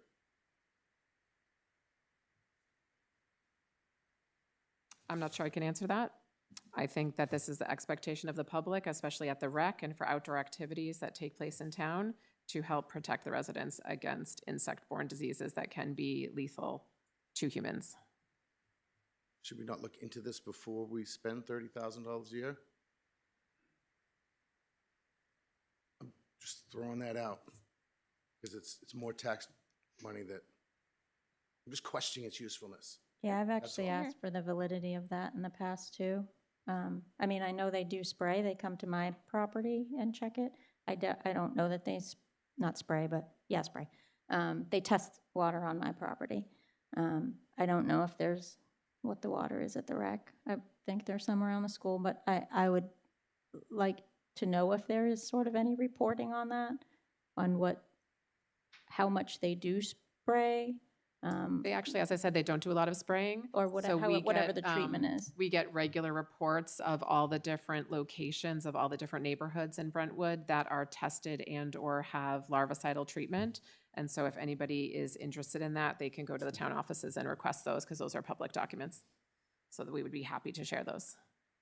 I don't know if it's once a month or once a quarter, but we get those in our mail periodically from Dragon, reports of what they're doing in Brentwood. I believe there were cases of triple E in There were. in towns not far from Correct. us during this summer. Correct. I think that would be good to be provided to this committee when we're voting on this budget. The Dragon reports for the whole Yes. year? Yes. Sure, I can get them to you.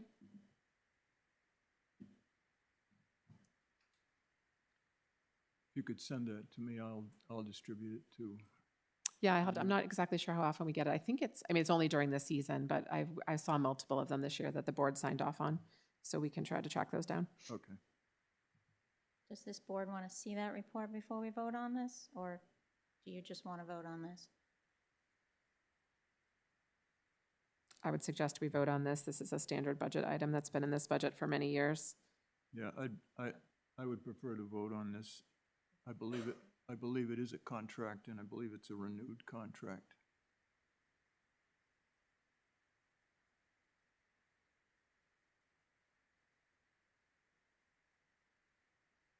And now I've totally forgotten whether we have a motion. We do. Brian and Kat, motion and second. Okay.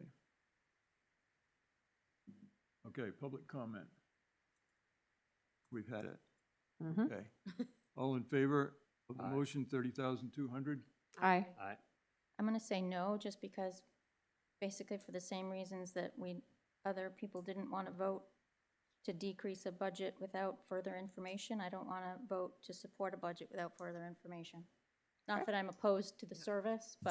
It's fine. I'm an aye.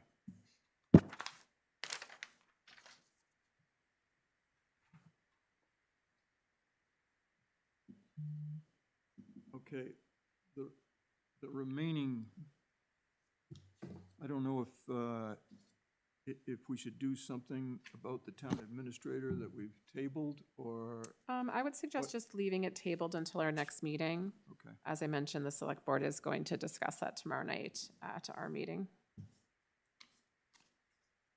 Okay. That brings us to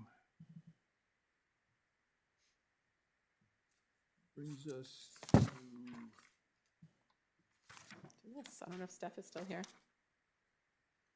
Her code is here, so she must still be here.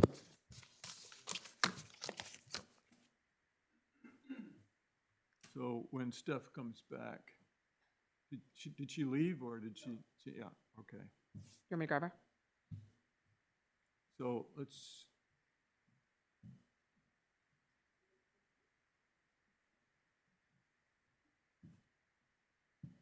Steph, yeah, you're welcome to join us, Steph. So I circulated the ad that you proposed, which is this, and we're, Oh, you have it. Oh, I was going to say. what we're seeking. I appreciate Steph's help with this. But we're looking for comment from the committee particularly, and I can adjust anything. And it doesn't have to be tonight, so we can circle back. any comments on the, I like that it's got easy QR codes to get to the website, to get to the live recording. I think that'll be helpful for people who can't physically be present. Yeah. One thing I was thinking about is under the important dates, it's got the Bud hearing and the town meeting, but doesn't actually have the election day.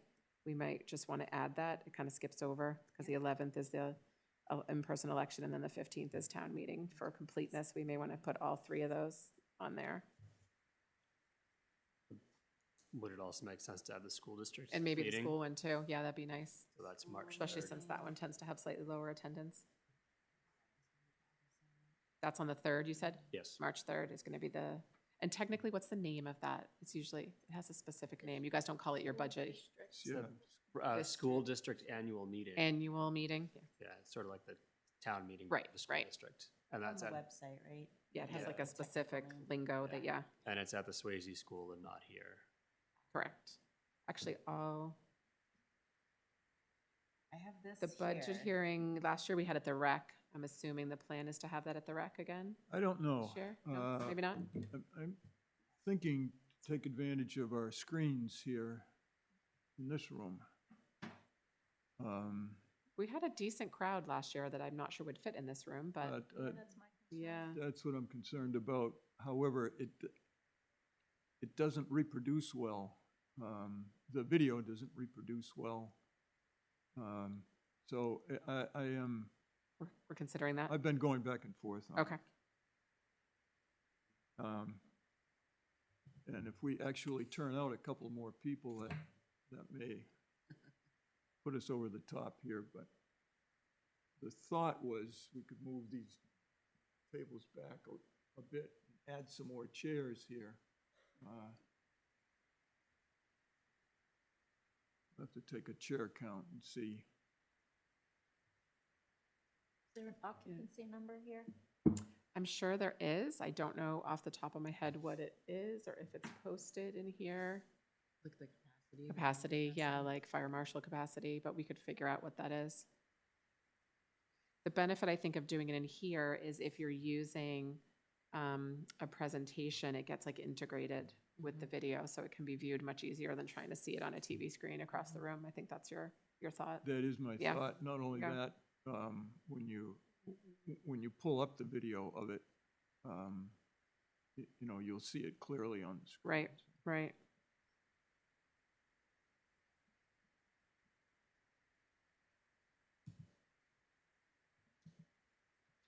So let's leave it town office for the moment, and we could really improve the attendance if we offer coffee and donuts, but There's no money in the budget for that?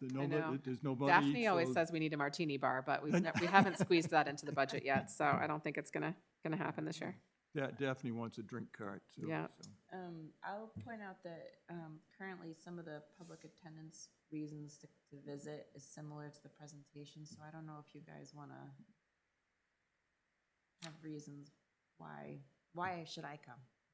Why should I attend the public hearing besides that? But You're afraid it's duplication here, is that? a is little that what bit, you're saying? the list that's here.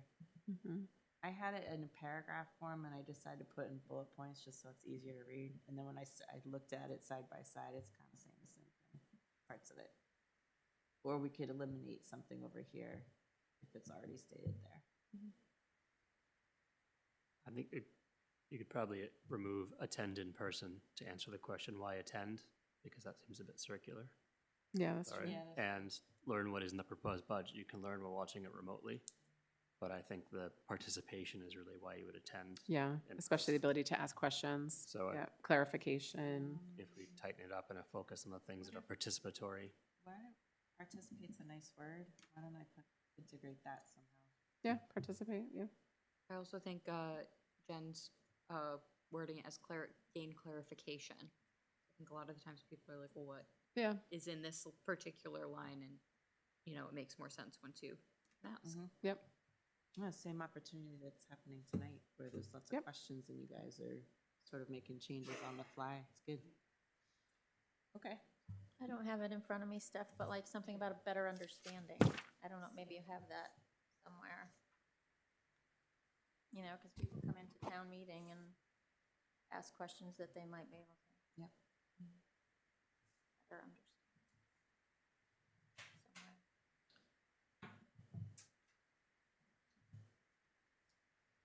Yeah, Good. maybe even moving discuss the budget priorities in advance of town meeting to be the first one, because I think you make a good point that people go to town meeting and then ask things that would probably be better served to have been asked.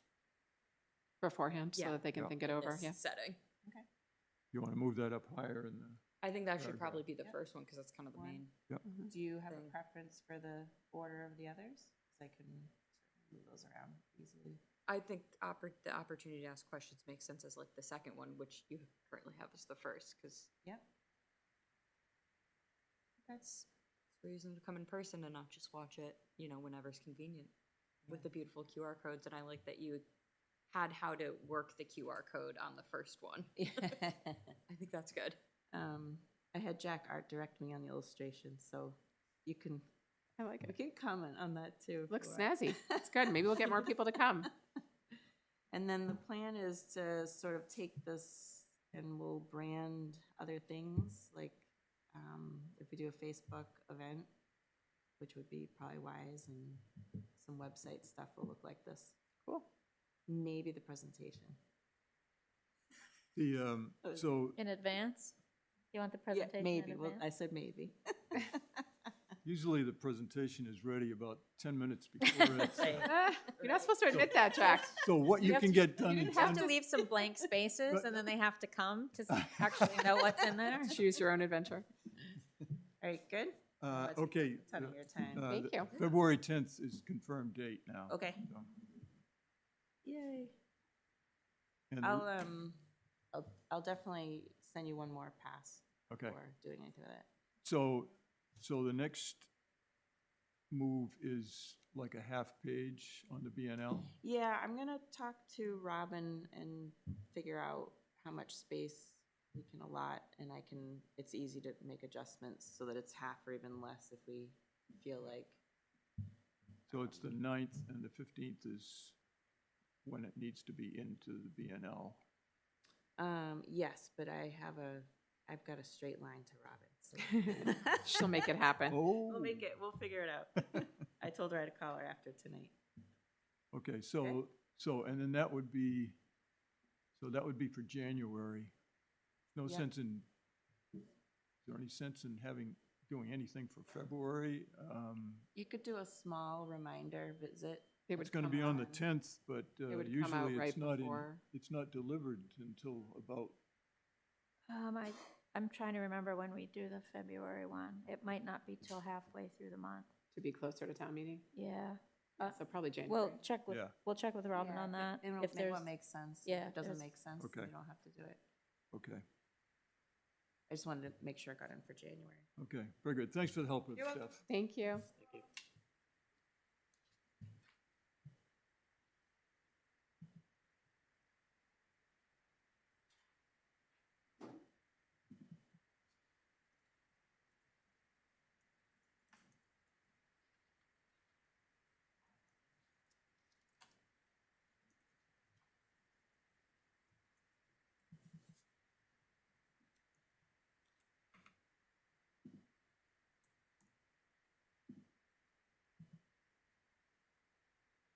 Okay, I distributed this bottom line thing, which is basically what I think we agreed upon at the last meeting, and everybody's still okay with that format for presenting the budget? And Sure.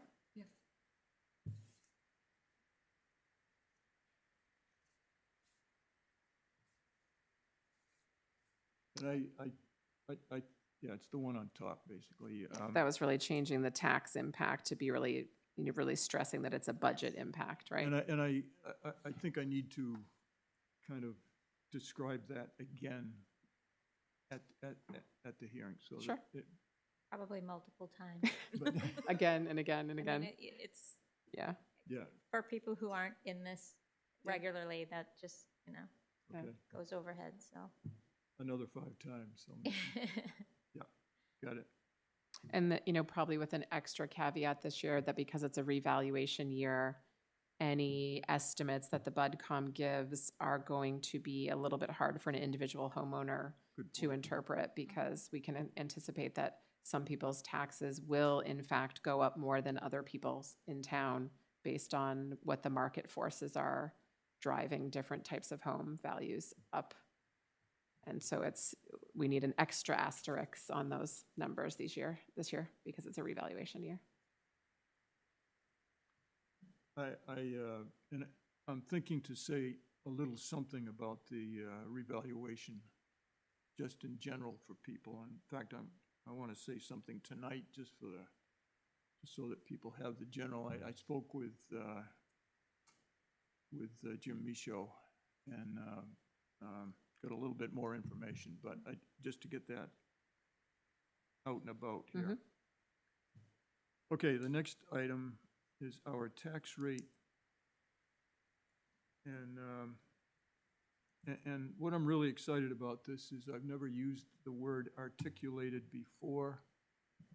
Being able to use, I got to use that word for the first time in my life. It's been many years, and so I hope it's used correctly. I don't know. But, so you have the spreadsheet, and I hope everybody has access to it at the moment here. Because I would like to, Which one is that, Jeff? Is the model tax rate breakdown? yes, Can you email that to us? I'll find it. There was an email from December 4th. and I'd like to work down through the 2025 model column. Primarily for the purpose of, so that people can see what the intricacies are in what goes into our arriving at our budget. And also a chance to see the number of estimates that are necessary. So some things we will know when we make an estimate of how the budget will change, and tax will change, and that's what the goal is here, is to determine how the tax will change. But some things we'll know when we put this together, and those I've put in little bordered cells. For example, the town appropriation, we'll know that. That's the budget that we're working on. What we don't know is exactly what our revenues will be, but we need to make an estimate. We will need to make an estimate, and I made an estimate here that compared to the previous year, revenues would increase 10%. That number can be in any way arbitrary. Jack, can I just make a comment? Because I've seen a couple times in these documents, and including in the one that Jim Hajar brought before us, is I've seen the 2022 revenues listed as 4.7 million. And I think my understanding is that's a little bit of a misinterpretation of the open space bond. So when, I just think maybe we need to clean that up, because when the town voted to raise and appropriate $3 million to conserve open space, that was just giving us permission to use that in the future. We didn't actually bring in that revenue. In fact, we've only brought in $250,000 of that revenue.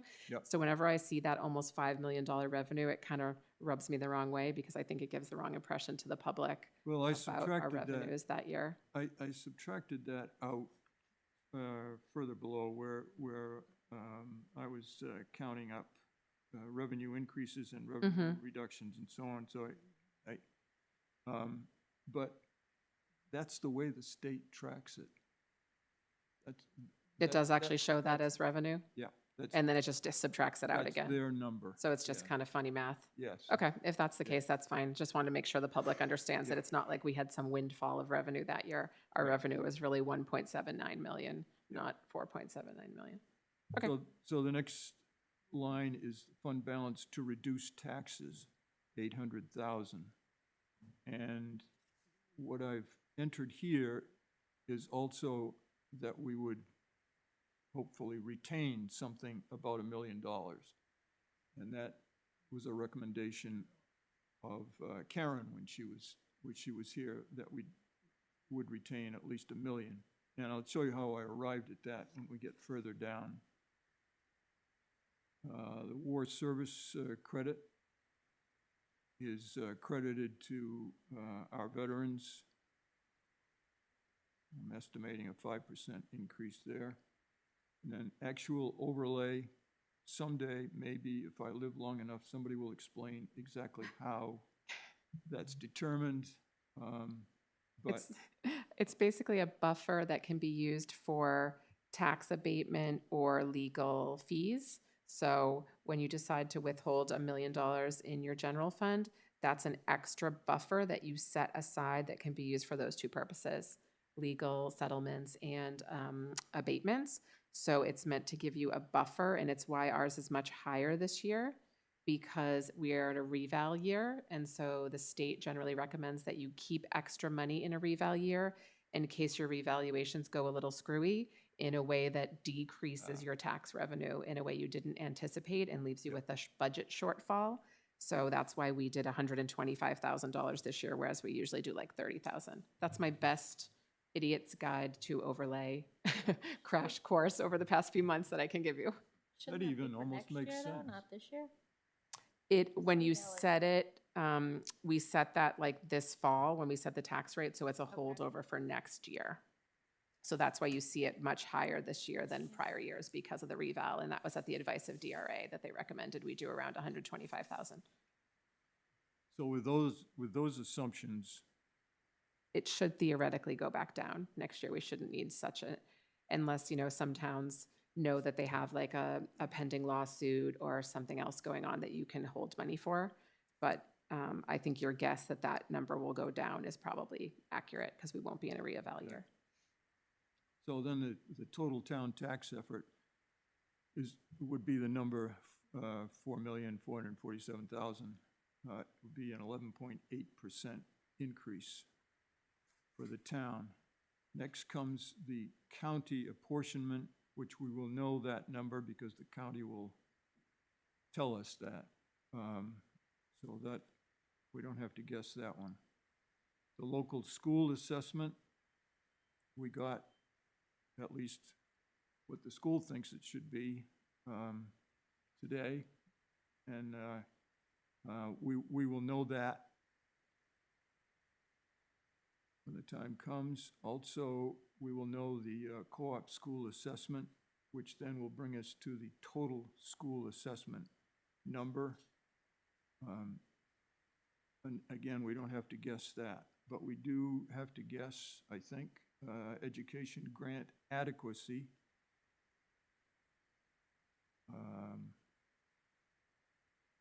And this is where I think that special ed concern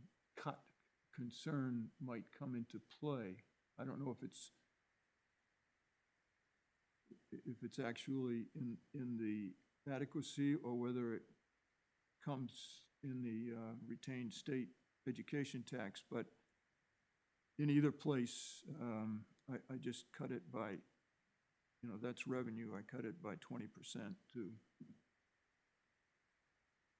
estimate what that's being trimmed back. So that leaves us with a local education tax of $14,656,000. And beyond that is the state education tax rate, tax effort, which is, I think, a number that the state tells us that we need to collect. We collect it, and we pay it out. The state actually doesn't do any more than tell us what the amount is that we need to collect. Yep. That number is exactly the same as the retained state education tax. So the state gets credit for it, but we have to collect it. It's our property tax. So our total tax effort comes with these estimates, $20,974,000. That's a 10.3% increase over the prior year. And then considering the assessment valuations with and without utilities brings us to tax rates, municipal, county, local education, state education totaling $27.21 per thousand.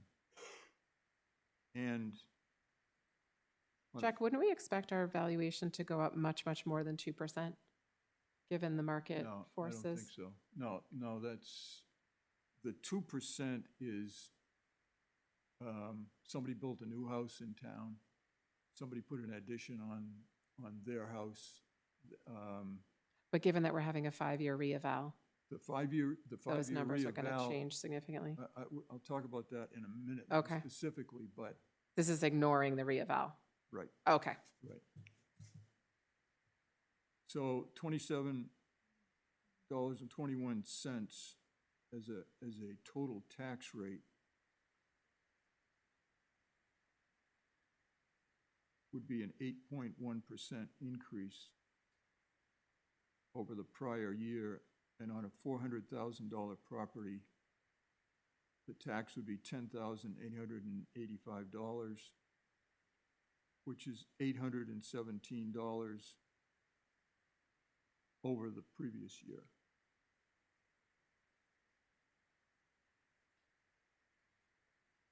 So if you slide down to the bottom of the page, it turns out that one thing we need to know is what is, our guess is, what is the unassigned fund balance going to be? Because that's what the select board gets to use to allocate for the balance to reduce taxes and also to retain. And kind of ignoring 2023, the unassigned fund balance is in the ballpark of $1.8 million. So I just put $1.8 million in here and broke it out, going back up to the top of the page, broke it out to $800,000 to reduce taxes and $1 million to retain. Obviously, those numbers can change and probably will change when the time comes, but we need to estimate somewhere. And again, I refer to Karen's suggestion that you should retain about $1 million. And I think the $1 million was not a magic number in and of itself. I think it was that it had been approximately at that 5% minimum DRA the past couple of years based on our budget. Given that our budget has gone up, I do suspect that we will need to go up potentially from that $1 million, because as that number gets up to 22 million total tax effort, $1 million is going to fall even further shy of that 5. And we have heard some talk from people in the public that they would like to see that retained fund balance be even higher to potentially have an impact on our bond rating, et cetera. And so depending how the select board decides to set the tax rate next year, I think that $1 million placeholder will need to change over time because it's a percentage of the whole. And this is on an Excel spreadsheet, which means you can, if you want, what I've sent you is a live Excel spreadsheet. I mean, you can play with these numbers, and I'm happy. I really would like input from you on any of these numbers that have asterisks, because those are the ones that we need the best estimates that we can generate. Now, we also, I don't know, at some point are going to have, there's a rumor that at some point we may actually have a town administrator. Let's hope. We have 13 applicants currently. Good, that's good to hear. But the town administrator, I think, will also have thoughts about what those numbers should be. What should be hopefully retained and so on, and just as Karen did. And that may be entirely different than, what she said, but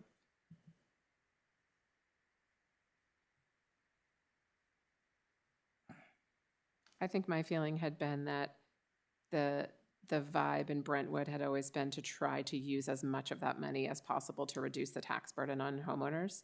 And so it's that balance between keeping a safety cushion and returning money to the taxpayers. And I think it will be interesting as we hire a new town administrator to see where they fall on that spectrum.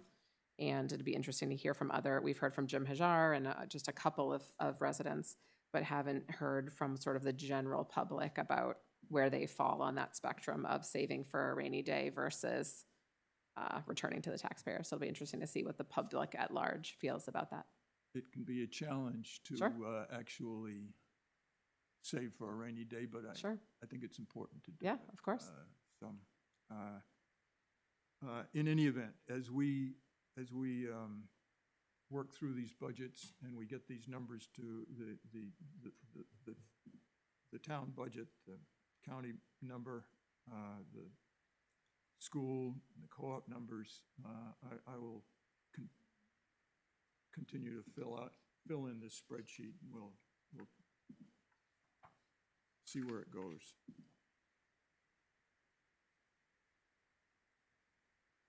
Any questions on that? Any suggestions, changes? I just want to say what I said at a prior meeting. I don't know historically and regionally in New Hampshire what the expectations are for the BudCom to try to make exact estimates of what is going to happen with people's taxes. I do feel that is a very, very hard task to ask this committee to do, especially in a reval year. And so I think whatever numbers we quote to the public, I think we need to have multiple asterisks after those, because I'd hate for somebody to say, well, Jack Mitchell told me my taxes were going to go up by 8% and mine actually went up 12%, or mine went up 5%. So why did you tell me a wrong number? And I think this year we will be even more precarious than normal because of the reval, because my neighbor's taxes could go up 8% and mine could go up 12% just based on what our houses look like in the market. And so I'll just put that out there. I think it's a very noble endeavor that this committee tries to do, but I do think it is fraught with a lot of uncertainty, especially every 5 years when we do a reval. And I just hope the public really understands that any number that we quote to them is a guesstimate based on all factors not being 100% That's known. part of the reason that I wanted to go through this. Yeah, Wanted to go through this sheet tonight is to, just so people get an idea of the complexity. But again, this is the process Yep. by which the state determines what our tax rate is. So this is the first time I've seen it. First year I've been able to see it laid out in a logical fashion. Yeah. So, yeah, the math all makes sense. We just don't know all the numbers. right. Yep. So I will seek, as we get closer to February 10th, to the public hearing, I will seek some improved wording for couching whatever we have to say about the change in the tax rate.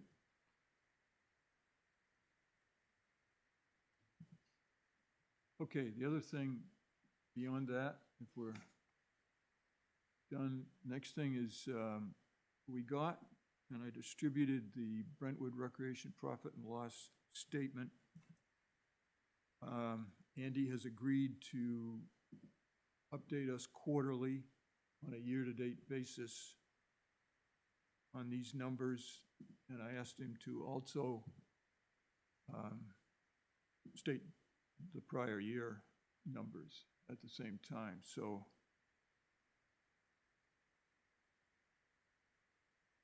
I don't know if there's any comment or whatever, but on what we have for numbers, but Michelle's been,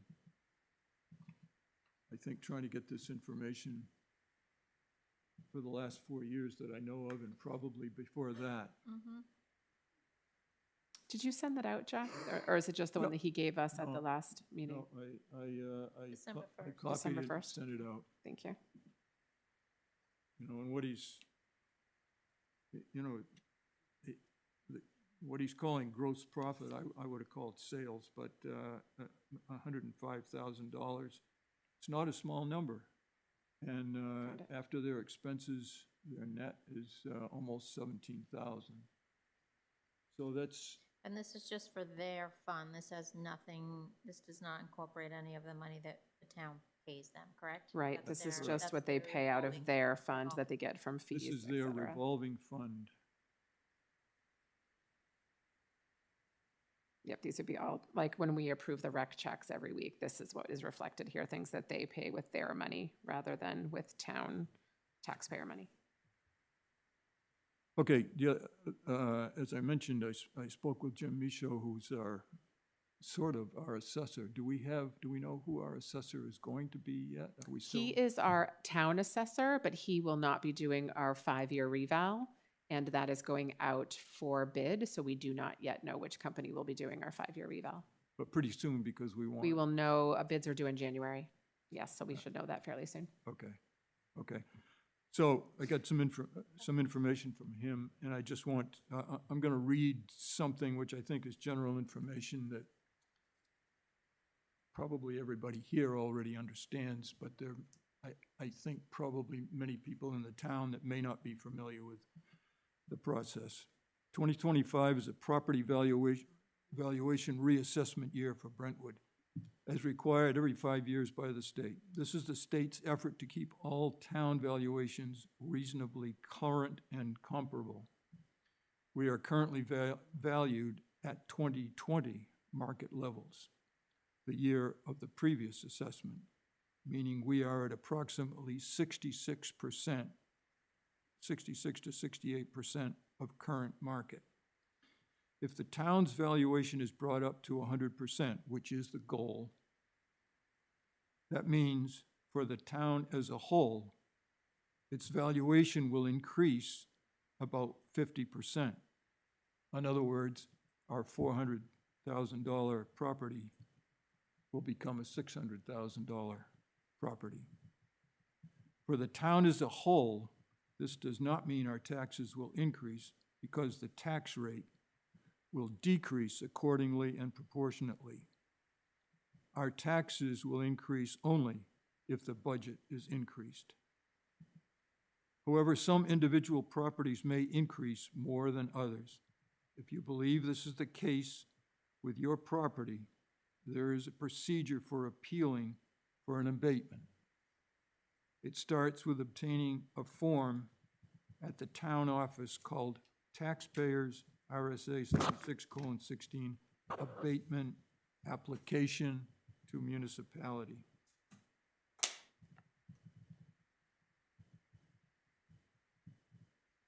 Now, if your valuation is lower than you think it should be, and accordingly your taxes are lower than you think they should be,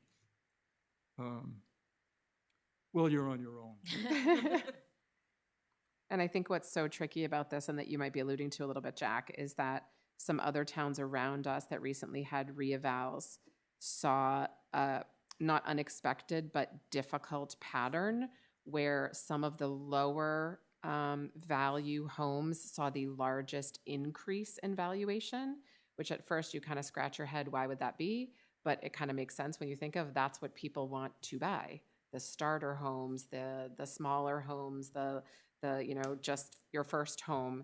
And so the competition for those homes in New Hampshire, where we have a housing crisis, is causing those values to go up maybe even more than like your very, very, very expensive high-end home. And so I think some other towns, people have had some unfortunate sticker shock where people in some, and even in like some mobile homes, that people saw their mobile home value go up percentage-wise significantly more than like $1 million home in the same town. And I don't think that will be as big of an issue in Brentwood. I know you had asked Jim, like, Jim, how do you think this will go? And he was like, I can't tell you. But what he did say is that the larger percentage increases across New Hampshire tended to be in the lower end of the market. And so we could potentially have some people in Brentwood who are maybe the least able to afford a tax increase, see a tax increase. And I think there's not a lot that we can do about that because these are driven by market forces. But I think just being aware that that is a pitfall that some of our residents could face is important for us to talk about moving forward. It's kind of an unfortunate collision of market forces and tight market for houses in New Hampshire. And I'm hoping that Brentwood will not feel it as much as some surrounding towns had felt it. I think we need to see how that plays out. Yeah. It brings to mind some of the moves that we've made in the past with low-income seniors and so on. Mhm. And maybe, given the inflation that we've had over the last few years, that might be worth looking at. But I think we should let the assessment, the revaluation Yep. go through and see where that goes. I was talking with a town planner in Exeter this week, and he said there are mobile homes in Exeter for which their tax bill increased 143%. That means more than doubled, Wow. And again, those are the people that are least Right. able to make those payments. Brentwood has a very, very low level of, they call it manufactured housing or whatever, but essentially it's very low, much lower than Exeter, much lower than Hampton or Northampton. So it may not be that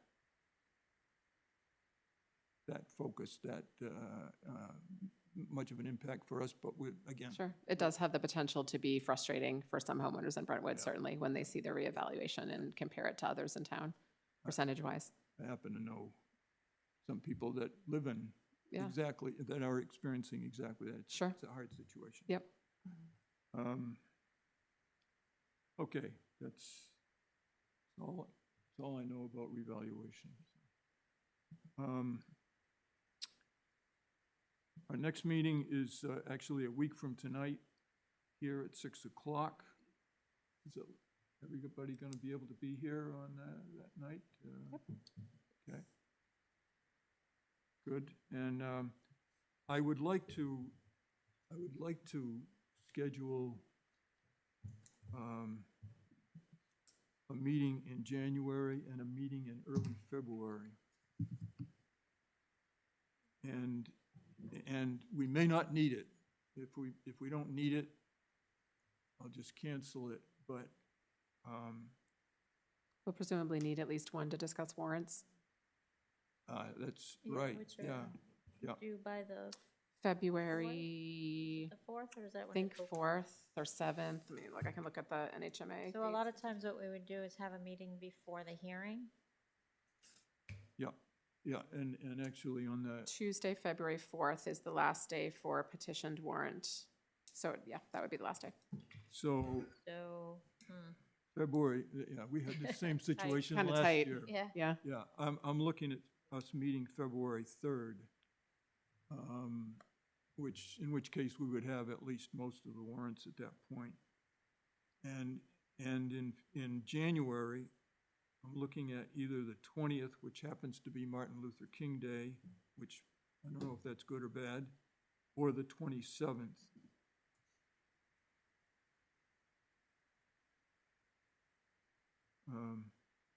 First off, how does the 20th Martin Luther King Day strike anybody? Is that a problem for anybody? That's a school holiday, if that influences anyone. I would prefer the 27th for what it's worth, but I might be able to, I can probably make the 20th work, TBD. Everybody else okay with the 27th? I could do that. Okay, so we'll go with the 27th. And I think we're locked into February 3rd because a week after that night is the public hearing. If there happens to be some petition warrant articles that came in on the 4th We'll that never, involved appropriations, would we have an emergency meeting? um, If they don't involve appropriations, we don't have to comment on them, but if they did. as Michelle said, and actually it says it on the flyer there, we met at 6 o'clock, I think, in Oh, order that's to right, deal yeah. with that. And then 6:30 was. the That's right, public yep, hearing. So- that's right, okay. So, okay, if you can pencil in January 27th and February 3rd. both of them 6 o'clock here. And that brings to mind that there's always a scramble at that meeting, Michelle, to sign, I think, something from Swayze or from the SAU. We signed both that night. Yes, but where do we get them? Can I leave that in your hands to explore? I would suspect they would have come from the town administrator. I think they usually come from the town. Well, I think something came from Molly, actually. Oh, yeah, the school one may the come school one directly might from come. them, yeah. And then something came from Karen. So,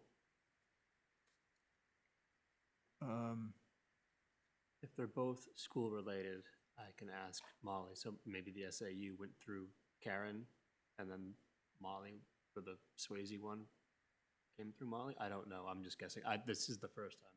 Yeah, so Yeah, 'cause we the would- BudCom has to we would sign the only sign official. on the Swayze one. We wouldn't sign on Right. the SAU one. right, Okay. right. The other one, I think, is the town one. Yeah. Yep. So the town and Swayze is what Yep. we need to. So yeah, if you sign could for. get that from Molly. I or will. Yeah, I'll and we work can on work that. with the Make that- DRA to make sure that we have the Nope. correct forms for you on guys. that.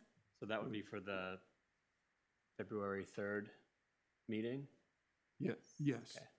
I will not be at that meeting because we have a school board meeting that night. Oh, probably. But yeah. I can coordinate getting the document here for everyone else to sign. Yeah.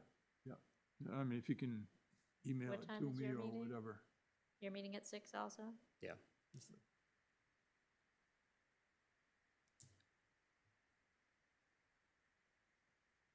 I think I'm just gonna look on here.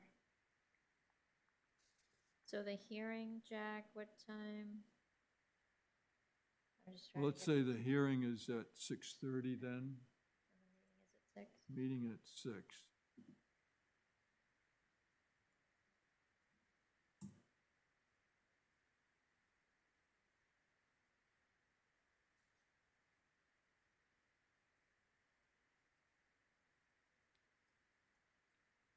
Last call for public comments.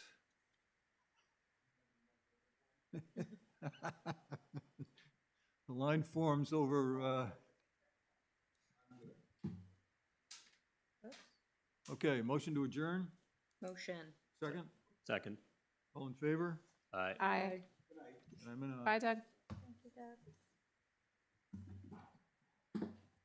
thank you all.